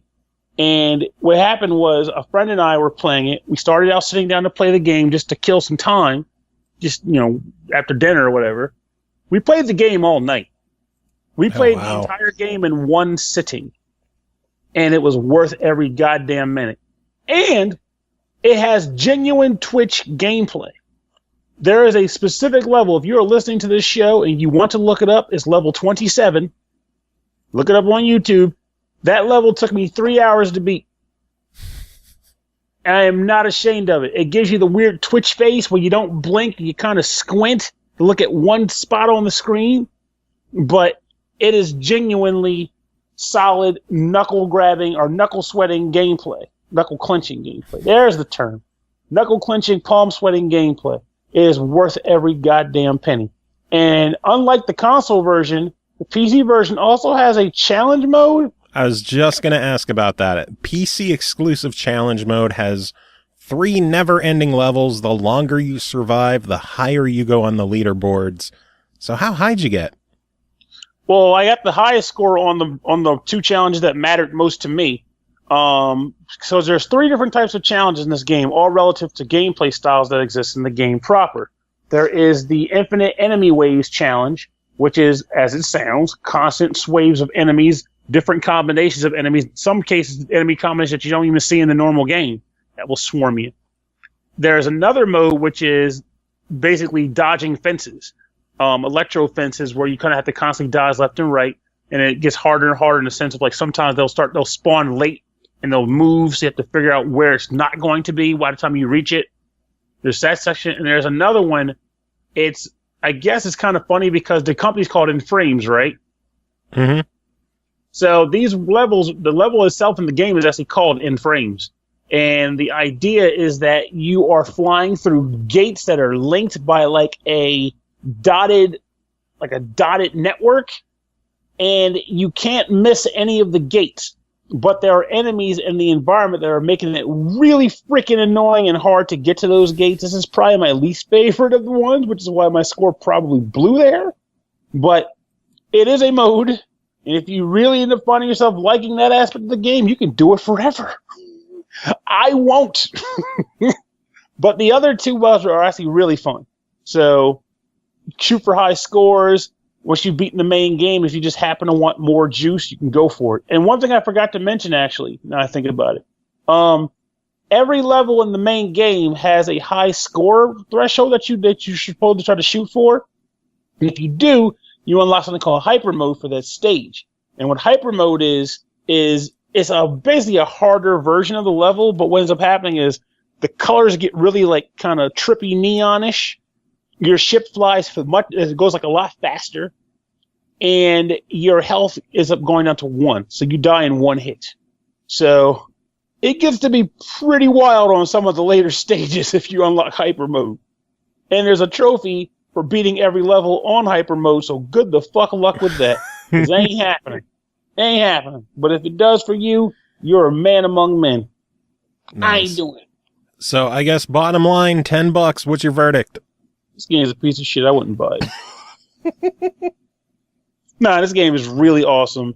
You will not regret spending your money on this title. It deserves all the love and admiration it can get. How much love? I put it on the show today on my other show for the music, because the music is also freaking baller. One guy did it. Funny enough, I was going to play some more of the Hypervoid soundtrack on the show to go with the game. There it is. And if you like that track that he's going to play, there's more where that came from. Track? You know I play like 3 or 4 songs at a time on the show. Come on. Don't spoil the people. Come on, man. Get your shit together. Well, we're going to play one, and then we're going to be back with Niklas Hallin of Neckbolt to talk about his game Yono and the Celestial Elephants, and you're hanging around for that, which is cool. Oh, baby, I can't wait. And I say you're hanging around as if we didn't record the interview 2 days ago. Don't spoil it, man. See, we were time traveling, and now we're not. Do you want to know another interview that you could check out, though?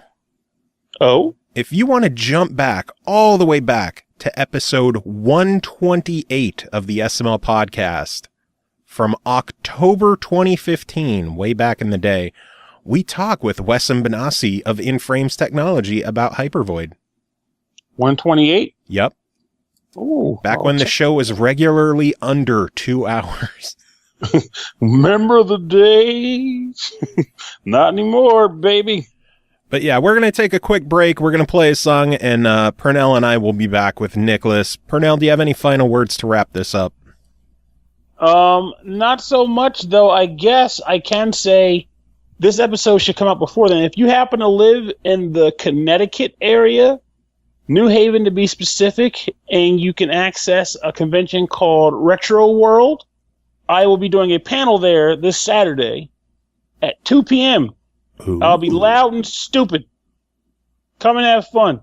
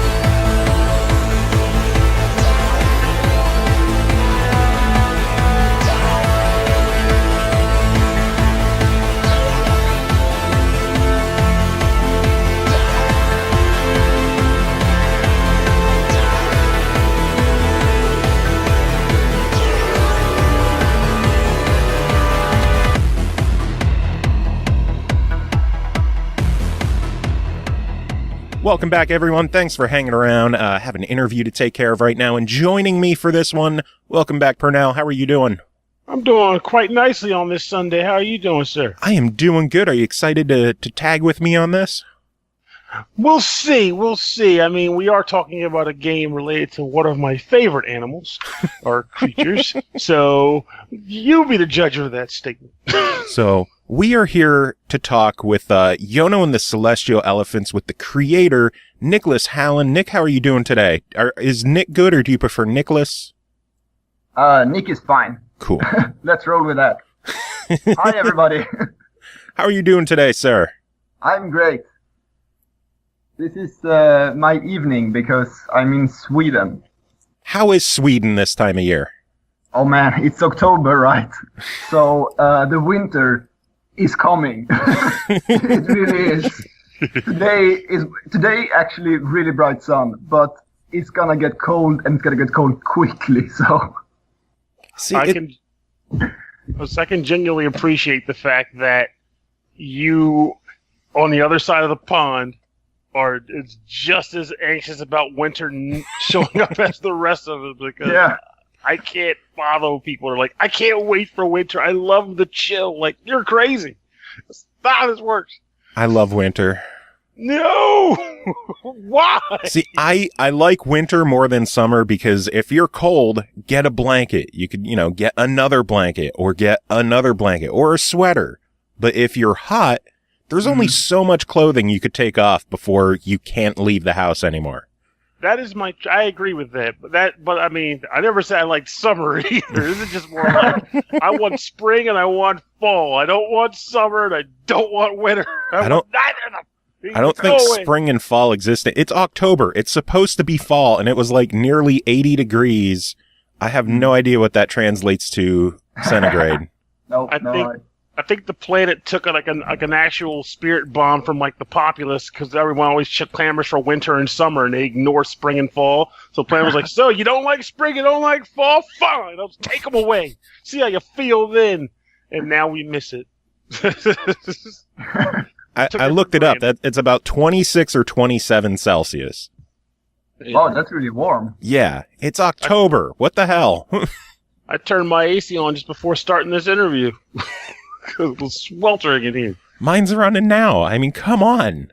Where's the cool weather? Give us I don't know, something manageable. It's ridiculous. Not a fan. We need it to like the 50s, the 60s, like 10 to 15 Celsius, something like that. That's what we need right now. Well, I will say one thing that I do like about winter. I won't deny this fact. During the other parts of the year, if I want to stay inside all day and just play a video game, I feel guilty. Like I should be out being socializing, or people are judging me for not going outdoors. You should be at the bar. You should be hanging out with your friends. Wintertime comes, get out my face. It's cold. I ain't trying to go outside. All my stuff is in here. You want to see me? Come to my house. And it works out so well there. All of a sudden, it makes sense to stay indoors. There's no judgment. And that's what I like about winter. You don't have to go anywhere. Mm-hmm. Screw that. Just stay inside, play video games. And speaking of video games, like we said, Niklas, you are here to talk about your game Yono and the Celestial Elephants, releasing this week on Nintendo Switch and on Steam. For the people who don't know what this game is, give us the sales pitch. Okay, let me just start by saying that you play as a little baby elephant. Which is adorable.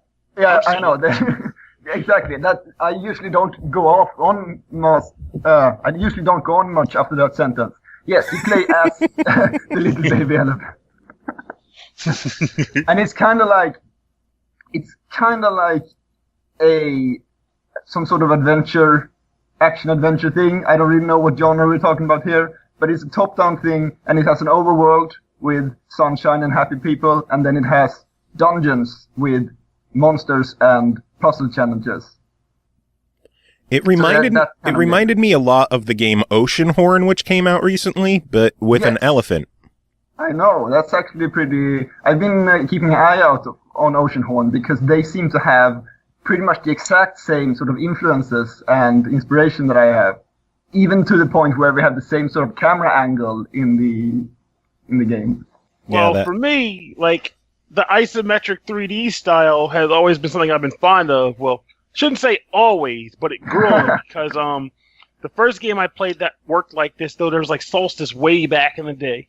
But the first one that grabbed me was a game called Landstalker on the Genesis. And it's the same style action adventure game, isometric 3D, and it provides a perspective that a basic 2D flat game doesn't give. Like, it just doesn't match it as far as exploring goes.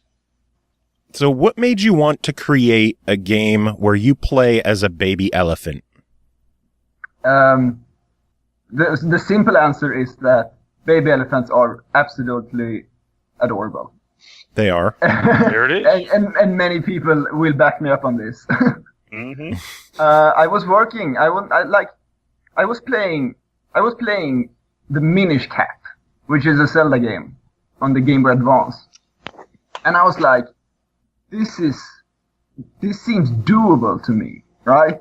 This is because you're playing a lot of video games, like you're playing, like, I don't know, The Witcher 3 or something. You're like, how did they make this happen? How many people were involved to make this happen?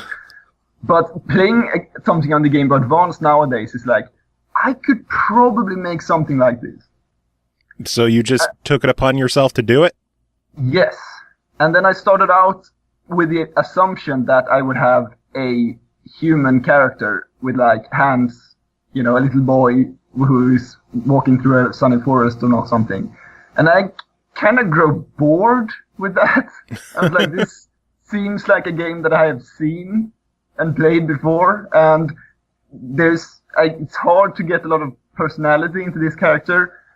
And so I was doodling, mostly, and drew this little elephant, which it has a very compact silhouette, if you know what I mean. Like, It doesn't have a lot of long limbs or extremities. It's very inside its own volume. It's like a walking blue ball. Yes. And I tried to animate that. And this was in 2D, actually. It was before the game was in 3D. And I did this running animation, which is like a puppy dog who is running and skipping forward with all four legs at the same time, which is like, real elephants do not run like this. Real elephants are way too heavy to actually lift themselves or to skip off the ground with every step. But a tiny little dog will run like this if it's excited. And I kind of merged the movement of the dog with the shape of the elephant. And I was like, this has a lot more appeal and interest than the little boy character that I had in the beginning. You look at it and you're like, you instantly like, why is there an elephant doing these things? And I need to know more. And then it's more unique. It stands out instead of just another adventure with a young boy and a sword. Now you're an elephant. Because you play something like Eco or Zelda, or I don't even know. Even Banjo-Kazooie has kind of like a dude running around. Okay, Banjo-Kazooie maybe it's not a good example because it's a bear. But no, I think it's a great example because he's a bear, but he's a bear that functions as a human. Like, he does everything a human does. That's actually a very good point. He's standing upright, he has 2 arms and 2 hands, he has a face, and he doesn't really do anything that I couldn't do with my own hands. Yeah. I mean, he does that weird transformation thing, but anything could do that. It's just snapping fingers. He's a train bear. Yeah. He's very much more human than bear in the fact that he doesn't maul campers. He doesn't eat picnic baskets. As far as we know, we've never seen him shit in the woods, and we all know that bears shit in the woods. Well, he's very private about that. That's what happens in between the loading screens. It's an E-rated game. You got to keep it clean. Well, I was just talking to Joe Assey before we started this whole thing, and we were talking. He's like, how much have you played of the game so far? And I was like, I look forward to playing more of it. In fact, the fact that you chose an elephant as the main character is why I'm interested. Like, if you'd chosen like a raccoon or some generic animal, I don't know, like even like a dog. I love dogs, but if you chose a dog, I'm like, well, dogs have been done. All these other animals, but you chose a celestial elephant. You went with the pachyderm. Like, you can't beat that. I was interested immediately. An elephant is such a strange animal, which is something that I've noticed fairly quickly too. Like, elephants are such an interesting animal because there's nothing else really like them. No other animal has this trunk and the big ears and everything. They're kind of lonely in their genetic family, and they're really, really big and really, really strong. Like, they can tear trees out of the ground, but they are not dangerous. They're not aggressive. You're not really afraid of elephants. So they have a very strange sort of ambiguity in how you perceive them. They're sort of gentle giants as an oxymoron. Yeah. Which is pretty cool. I mean, even in the circus, I mean, they'll have people lay down on the ground and have an elephant put their foot on them. And people are just like, oh, it's an elephant. Cool. I mean, clearly there's times where an elephant will get pissed off and do some real damage. I know. I've been thinking about this, and it's like, if you actually annoy a big elephant male, you're probably not going to come out so that very happy. But they are very... But you have to provoke it. Yeah, I know. And because of that, I think because they're so strange, they also have a lot of like mythology connected to them. There are actual elephant gods being worshipped in the world today, and there are a lot of sort of myths and stories, and they have a great potential to appear as a symbol. Like they have a symbolic value, which is useful when you're trying to tell a story. Indeed. So is that because there's so many elephant gods being recognized in the world today? Is that why you went with a celestial elephant? Yes. Partly. So the long story of this game is that it was in 2D at first. As I said, I was doing this animation in 2D. And at that point, I had this idea that elephants would be a people living in the world, and there would be like an elephant town with other elephants living there. And that grew so big, so fast, with tons of characters. And I was like, there is no way I can actually make this. So I have to rethink how I'm going to approach this project. And that's when I switched to 3D, and I switched to a more focused layout of the world. How do I explain this? So one thing that this game doesn't have is a lot of backtracking and gradually unlocking an open world. And I kind of wanted that, but I also was like, I'm not going to be able to make that now. So I sort of rearranged how I thought about the world and made it more structured. And in doing so, I also realized that the elephant should be one of its kind in order to make the story work. And why would there be an elephant if there aren't any other elephants? And I was like, well, the idea of an elephant god is not strange. Like, you can say the term elephant god and everyone is like, yeah, I get that. Like, you get what I say when so there could be an elephant that doesn't have parents because it's a divine entity, and that's not difficult to explain. Like, it's funny that you mentioned that, because honestly, if we were talking right now about like a llama god, like we would think that is such a weird concept. Like, it's strange. A llama god. Who would do a llama god? But an elephant god, we just accept that as normal, which that makes sense. Is it possible to do? I'm sorry, I was thinking. No, go ahead. I'm sorry. Yeah, because you kind of heard about it before. Like, that's something that I'm thinking is very important with creating stuff, which is we talk a lot about innovation and novel ideas in video games, and it's like, yes, you should be innovative, but your new idea, it has to fit in a framework that already exists, because if you look at something that is completely new and foreign to you, you're just going to be like, okay, what am I looking at here? So you have to build your new ideas out of previously existing notions so that the people who watch it can immediately grasp it, because it makes sense based on what they already know. If that makes any sense. Yeah, but that's what you're going to say. Like earlier, maybe the fact that we perceive Elephant God as being something reasonable or feasible is because a lot of people are probably subconsciously thinking about Ganesh when you bring up something like a celestial elf. I'm like, oh yeah, we've got that. It makes sense. Yeah. it's familiar in a way, even if it's not every day. It's familiar. But like, I did like the fact for sure that in addition to him being a baby elephant and a god baby elephant, he also speaks in a rather regal tone. Like, yes, I'm here to save you all. Adventure. Yeah. And it's the most polite elephant I've ever seen. I Like, know. do a side quest, and the guy's like, "Oh, well, let me reward you for that." He's like, "No, that's not necessary." And I'm sitting here like, "Wait, he's offering us money, and we're going to turn all of it down?"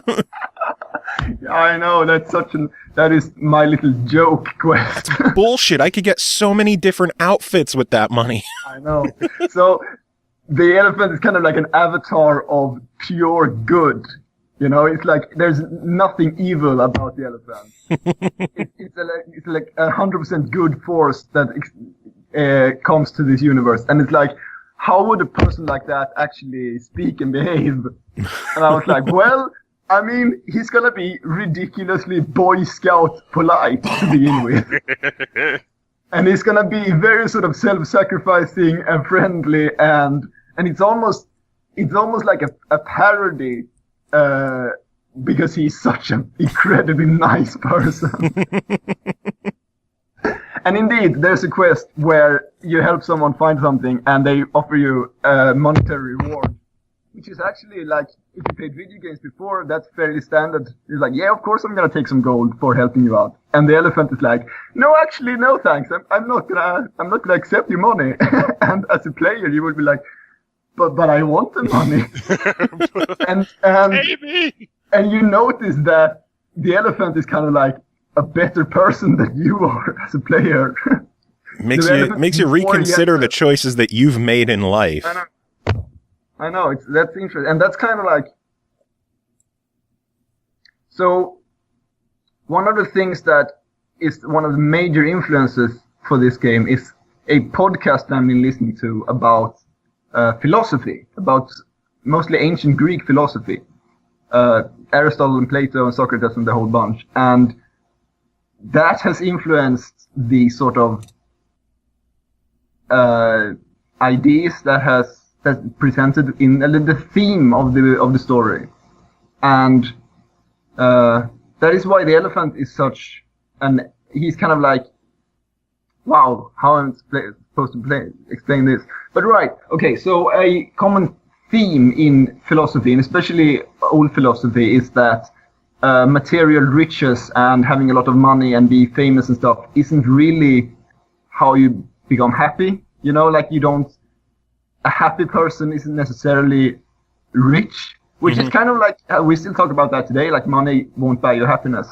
And so this sort of anti-material asceticism is sort of idealized in this game, and the elephant himself is does not have any material belongings because he doesn't need to, because Hakuna Matata, right?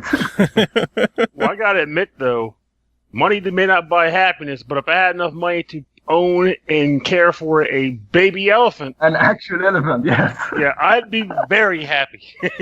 There's no shame in admitting that. And that's interesting too, because one of the things that you have in this type of game in The Legend of Zelda and Super Metroid or Metroid in general, and all sorts of these sort of longer, more puzzly adventures, is that you have an inventory and you progressively acquire new items which allows you to do new stuff in the game and access new areas and stuff. And that's something that kind of got lost around the time I switched to the God version of this game, that the elephant does not have an inventory and doesn't own items. So it's an entire Zelda-like where you don't carry stuff with you. And that sort of refusal to own things is also connected to the theme of the game, which is why there's a quest really early on where the elephant turns down a reward and says, I don't need the money. And yeah, so game mechanics and theme kind of sync up. That is an amazing concept. I didn't even contemplate it. I mean, I was wondering, like, would there be an inventory system later on? Like, would I start getting new items that I can use to solve puzzles? And then come to find out, it's all wrapped into a specific purpose. Like, I don't know. There's a point to that, yes. But you could buy paint jobs for your elephant. Exactly, you can. And they are cosmetic.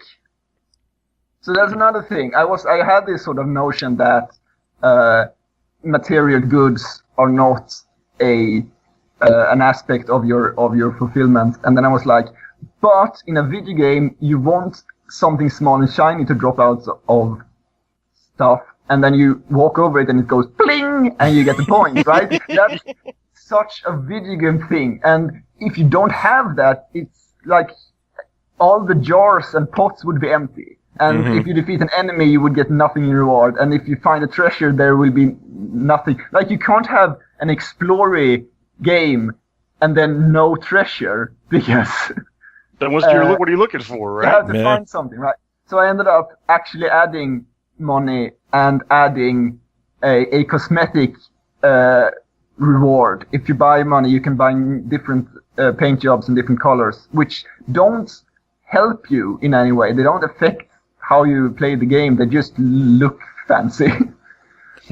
Well, I mean, it's a bit of a compromise. Well, art and expression, right? I mean, I know, and that's kind of like, you can maybe squeeze that into the theme as well, that expressing yourself artistically and creatively is actually important. Unlike owning a lot of wealth, creative expression is actually a part of your happiness. So I have never met you before, but you are awesome. I just want to point that out. That needs to be said. So I know you mentioned that there's no any kind of like inventory or any kind of progression like that. The only character progression I've seen so far in the game is collecting the orbs that allow you to increase your health. Is there any other kind of character progression in the game? Or is it basically everything that you have at the beginning of the game, they're your tools to complete the game? Yes, you do actually increase your health bar, that's true.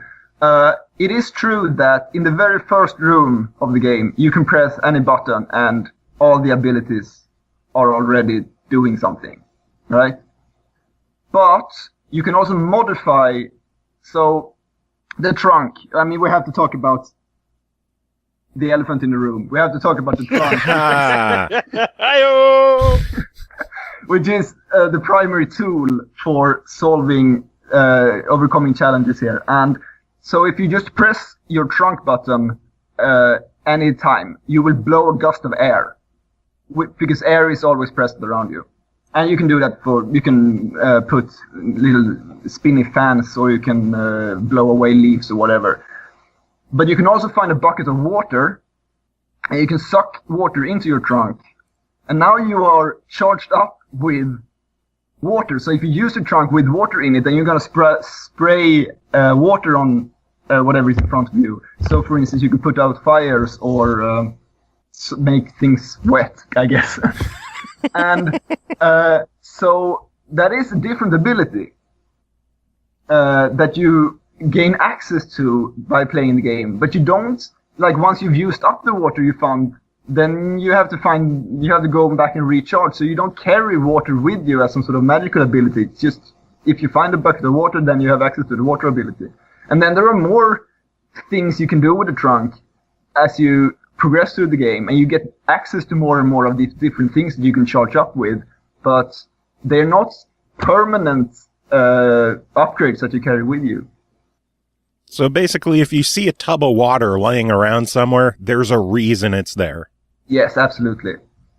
Every puzzle is specifically designed so that everything you need is nearby.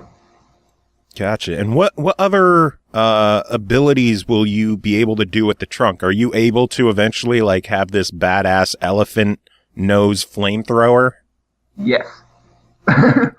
Sweet. Yes, breathing fire out of your trunk is kind of cool. It sounds painful, but then I remember he's a celestial elephant. I know, he's an elephant god, so fair enough. Yeah, for a while, my plan was to do the 4 elements. So you have water, air, and fire and earth, right?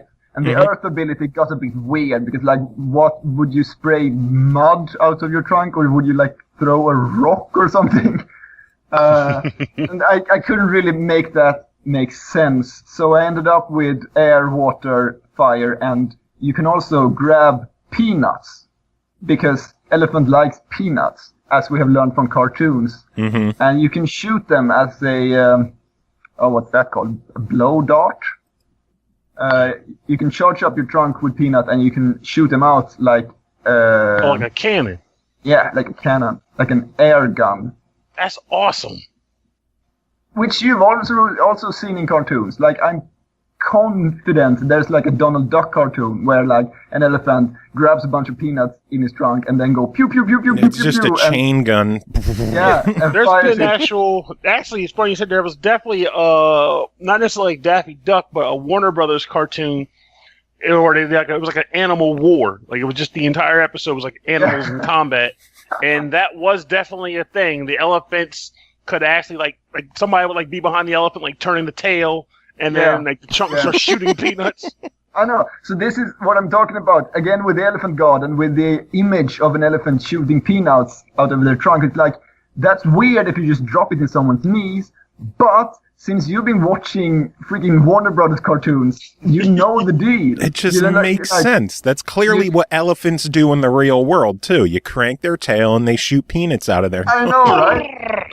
So as soon as you see this happening in this game, you're like, oh yeah, I can buy that. That makes sense. That is authentic. That is very accurate to how the real world is.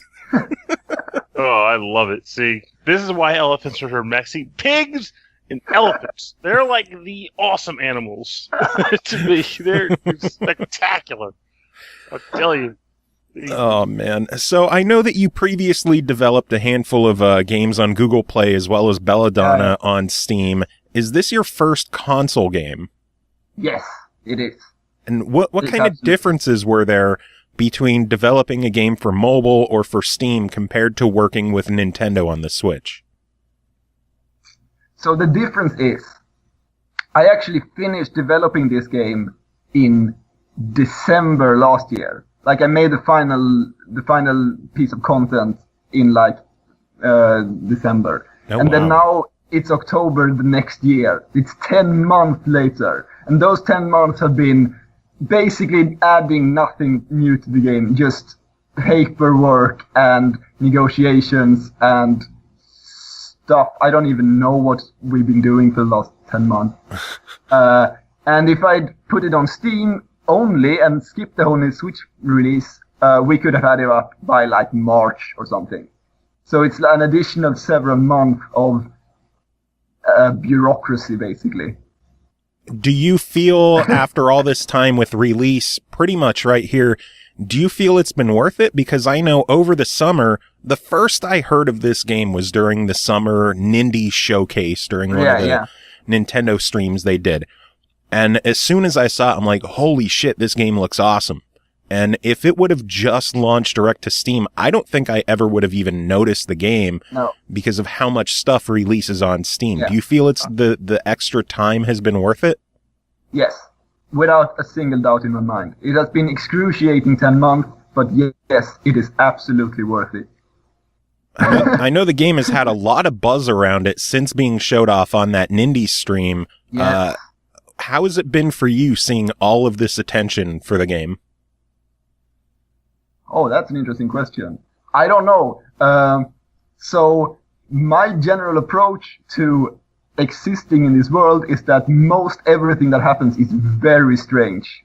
And once you're at the point where eating breakfast is just strange, then you can't really go anywhere from there. So I'm like, I don't think this is more strange than anything else. This is not weirder than anything else that has been going on. So I'm like, I'm just kind of accepting whatever happens. I'm just along for the ride. I want to see where my elephant buddy goes, what he does. Why is that circus girl following him around? Yes, I know. She's a bit of a mystery. She's like dancing back and forth, like, I can jump the rocks. Smash your head into them instead. See, I've been just all about every time I see a new animal walking around, picking him up, throwing him on my back, and just walking around carrying him. Absolutely. Animal buddies. That was I didn't one realize of the... you could pick it up at first, but I grabbed the turtle. Yes, walked I him know. all the way to town with me. Yeah, absolutely. Like, that was one of the biggest things that happened with the 3D version, which is still like, that was 2 years ago I made that decision, but I'm trying to think back to it. But like, in 3D, when you have a 3D model moving around and animated with a skeleton and bones inside, you can fairly easily attach stuff to it, which is how we're usually attaching like shoulder pads and weapons and helmets and stuff to people in video games. And I'm like, I want to attach a chicken to the back of it, like, or a pot, or like a turtle, or later you can pick up like a diving helmet and a bottle ship, and there's all sorts of stuff that you can pick around and carry around. And I was like, yes, this needs to happen. I only wish that I could pick up a chicken and just keep the chicken forever. For the entire game. Yeah, I know. That it's kind of like the gnome achievement in Half-Life. And by the way, sequel idea, if you make Yono and more celestial elephants, picking up animal buddies can be abilities in themselves. Like if you have a chicken on your head, I know. You can throw partner it with at the chicken does something. I know. So you can pick up keys, and you can lock the door with the keys, which is really great. I think that's one of my favorite things in playing video games, is like walking past a locked door and then finding a key and like, I know where this goes. But because of that, I have to let you lose the item when you walk into a new area, because you would be able to contaminate areas with keys from different places, and you would completely break puzzles by sort of moving keys around all over the world. And like, dang it, that's gonna be a thing. So I have to make you lose the chicken while you're walking. And it's like, that's a bit sad. But on the other hand, you shouldn't get attached to material things. You should live in a transient existence where you don't sort of form attachment to the physical realm. So if you lose your chicken, then you move on. See, but the chicken's not a physical item. He's a best friend that you have cultivated this relationship with along your long and arduous journey. That is actually a problem. Like, if we don't value material goods, how do we value relationship and friendship? And so there's this philosopher from Greek called Epicurus, who is like, you shouldn't be dependent on other things to be happy. You should be able to live happily by yourself. And then it's like, what about friends? And he's like, dang it, what about friends? I do really like my friends. So he has to develop this really elaborate theory about friendship to justify the fact that even if you are completely independent, you still have deep relationships. And that is a genuine problem. Friendship is a hallucination created by the psychosocial aspects of humanity, and it's never-ending grasp on your soul. Exactly. Like, this is a question. Did the Buddha, after he was enlightened, have genuine friendship with unenlightened humans? I don't know. I genuinely don't know. I should ask someone, like, could the Buddha, post-enlightenment, have genuine friendship with people? I don't know. It depends on if his enlightenment resulted in him realizing that connections with others present value. Like, I don't know. Possible. Because, like, one other thing that the Buddha has, he's famous for his compassion, which is a very strong, like, a lot of things that don't make sense in Buddhism can be explained by the fact that the Buddha himself was very compassionate. So he, instead of just going to nirvana and be fulfilled, he sort of sticks around to teach other people to liberate them. And compassion is a friend thing, right? Like that. Yeah.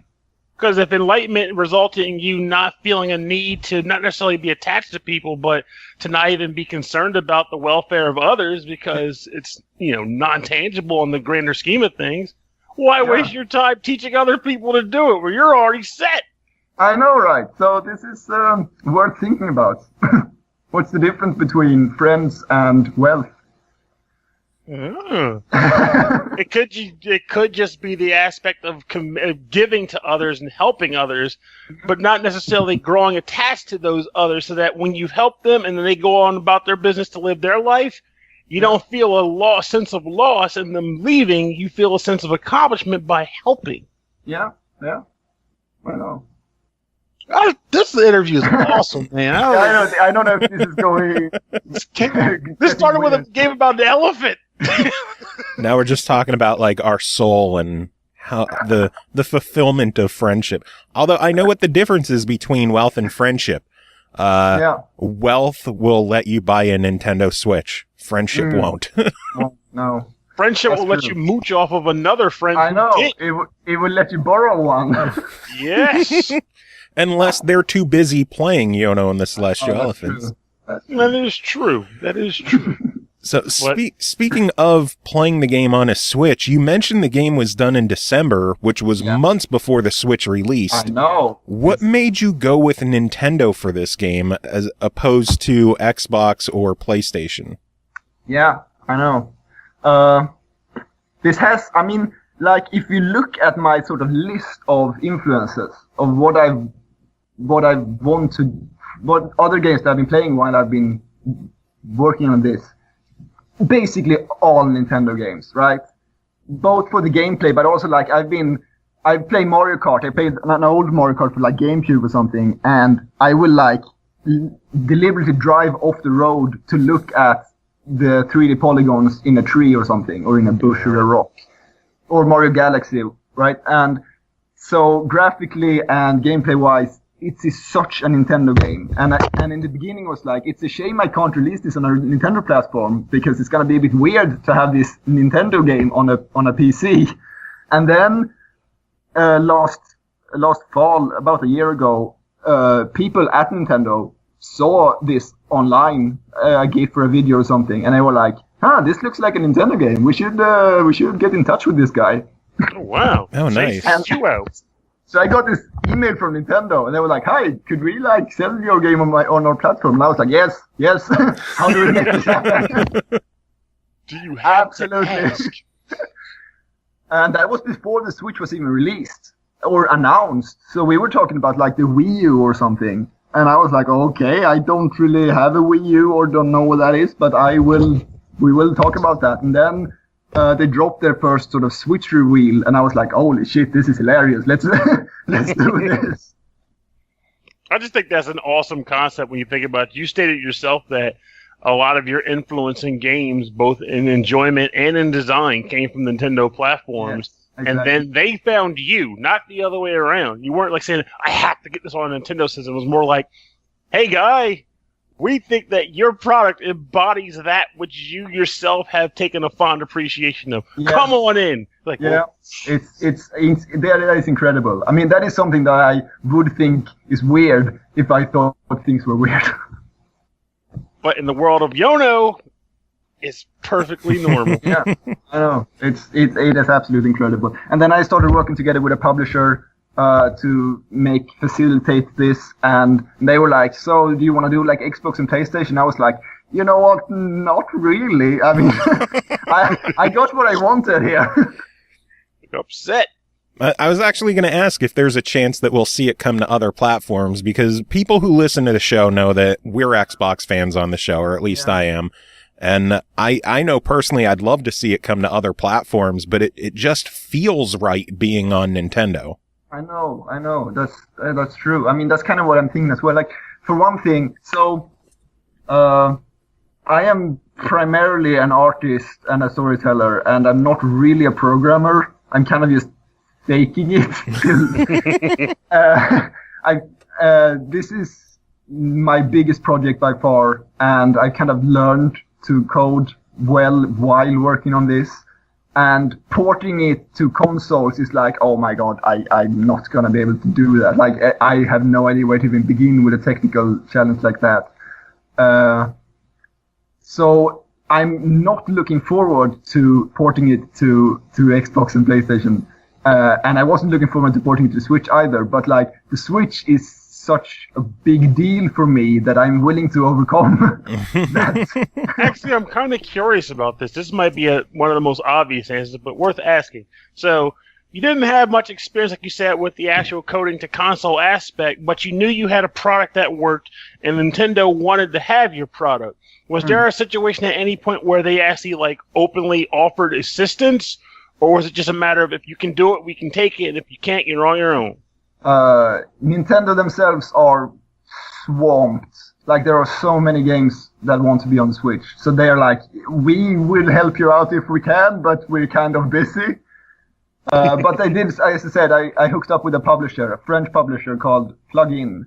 And they were like, okay, we'll try and help you out with this. We'll find you some like a chat group where you can sort of post questions if you run into something. So they've been kind of helping me out with that. That's really cool, actually. Yeah.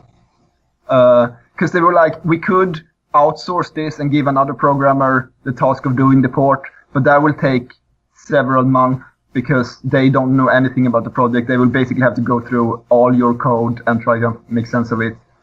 So it's actually easier for you to just learn this and do it yourself.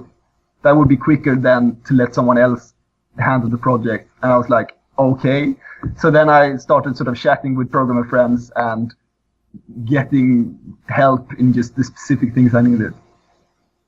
Mm-hmm. Hey, it worked, I guess. Yeah, it Yono did. Switcho. The difficult thing is getting save files to work, because the Switch has a different architecture than computers, so save files will have to be done in a different way. And I'm like, yes, okay, that's like the one difficult thing, and we eventually sorted it out. Gotcha. Yeah, it's really, really cool. I'm really enjoying the game myself. I'm very excited to play more of it. How does it feel that it's finally here? Are you excited to see everybody finally get their hands on your game? I don't know. I try not to think about that too much. Like, one of the most difficult things I know is watching a YouTube playthrough, especially one with commentary of a game that you've made yourself, because you're sitting there and there's nothing you can do, especially if it isn't live, it's recorded and uploaded, and you're like, you should go to the left here, and you're not doing it, and I'm like, oh my god. And what if something breaks? You're walking awfully close to that ledge, and what if you fall off and you don't respawn properly? That would suck, and it's torture to watch people play your game. I mean, it's bad enough to have playtesting when you're sitting right next to them, but like watching someone on the other side of the world recording, it's like, oh my god. So I'm kind of nervous, but I think that most reviews and opinions will be pretty positive. Actually, I don't think people are gonna dislike the game very hard. I think it helps heavily that, I mean, I feel like they may be becoming more common nowadays, but I think that you're doing a blue sky style of game is going to ultimately influence the type of people that are also going to be playing your game, which means I feel like you may be less likely to come across sticklers, I'll call it. Yeah, that's true. You're too busy enjoying yourself and kind of taking in the world itself to really poke at it. Like, say, for example, let's say you do fall off the side and the respawn doesn't work quite as expected. The person's probably going to go, okay, that sucks, but I'll just load up the old save, or I'll figure it out. Not a big deal. Yeah. So I think even if that does occur, you'll probably be in good shape as far as the response to it. I know, I think so as well. We're probably going to start seeing more reviews and stuff going up this week, and I don't know, it's going to be weird for me. Are you nervous about it? Yes, I am. I might sort of ask my friends to sort of proofread all reviews before I read them, because like I need to protect my emotional state. So they're like, this is safe for you to read emotionally, and then I can read it. They just come to you with a list, like, you could check out these. I wouldn't look at these, though. Exactly. Right. Actually, you don't even want them to tell you not look at these because then curiosity is going to strike. You know, I being know. told not to do something, you're obviously going to do it. I know. Difficult. These guys were mean. They're like insulting your family and everything. I'm not sure. I think it got personal. Yeah, I know. I mean, who knows what could happen? Very Well, I can tell you right now. I mean, obviously we haven't reviewed it yet because both Joe and I are still playing it. Yeah. But from where I'm standing right now, so far, the smiles are plentiful. So Yeah. I'm thinking good times. Yeah, As a it is a likable game. It is approachable because it's kind of sunshiny and kind of adorable and not very off-putting, I guess. I mean, there are many games that are deliberately trying to be off-putting, like horror games and weird sort of Mortal Kombat style brutal fighting games, and it's like, that's pretty cool. I can enjoy that, but if you don't do that right, if you do something that is just disgusting and not fun to play, then that's gonna be just disgusting. Whereas this game is like, it's friendly, so it wants to be liked. Well, with such a pleasant and sophisticated demeanor as Yono has, I don't think that'll be a challenging thing to do. Very true. No, I hope not. Like, what are you doing here? I just came to have a nice conversation with you, possibly some peanuts. If you while could spare a few. wearing a chicken. He's my friend. His name is Charles the Chicken, and we're best friends forever. Cluck, a cluck. So I know we've been chatting for a while. I don't want to take up all of your day. Is there anything that we didn't get to talk about yet that you want to talk about with the game? I don't really know. I honestly don't really remember what we've been saying. Me neither. We talked about Yono and Yeah. the fact that he's a celestial elephant. Indeed. I think we mentioned that once or twice. One thing that kind of got a bit out of hand during development is how much written text there is in the game. Like, there's all these people in every city that has a lot of things to say and a lot of texts to read, and that might be a bit surprising if you think of this as a kind of like a sunshiny adventure game where you just jump around and solve puzzles all the time. Like, it's almost like a role-playing game. It's almost like an RPG in the way it's written, which might surprise people just from looking at the screenshots. But I mean, if you act like it's good. It's one, like the writing is not bad. It's good writing. So it's that's part of the game. And we've been talking a lot now about like philosophy and what friendship means and what happiness means, and this game has a sort of a philosophical backbone to it. So it's very friendly on the surface. It has cute elephant and it has green grass and sunny meadows, but it also has a bit of like an intellectual punch to it, which I hope people will pick up on. I think it's good when games out there are more than just, an action game or just gameplay, where they have, a story and there's like a moral and meaning behind the game. Yeah, I think so too. Those are the ones that you remember after you, like, there are games that are fun to play while you're playing and then there are other games that are like not necessarily fun to play while you're playing them, but you like them because of what they mean the rest of the time. If that makes any sense. It does. I agree. Especially like old RPGs where you like have a top-down camera angle and you have turn-based combat and shit. It's kind of tedious to sit and upgrade all your charisma stats and click through every combat scenario. But they're still good games because of how you engage with them over a long period of time. Sounds good. Well, again, the game is called Yono and the Celestial Elephants. By the time this episode is out, it should be available on Nintendo Switch and on Steam for $14.99. Nick, it's been fantastic having you on the show. Yeah, thank you for having me. This was pretty cool. Yeah, it was a spectacular conversation. So, do you have any final plugs that you want to give? Where can people keep up to date with you? Wow. I have a Twitter account, I guess, is my most reliable channel. Okay, so my name is Niklas Hallin, and I've written it with my surname first. So it's at HALLINNIKLAS.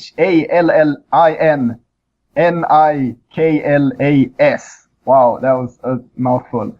Which is my Twitter handle, and that's where I am most active. Sounds good. Pernell, thank you as well for tagging in on this one and hanging out. Niklas, again, it was a pleasure having you on the show. Do you have any final words to end the episode? Buy my game!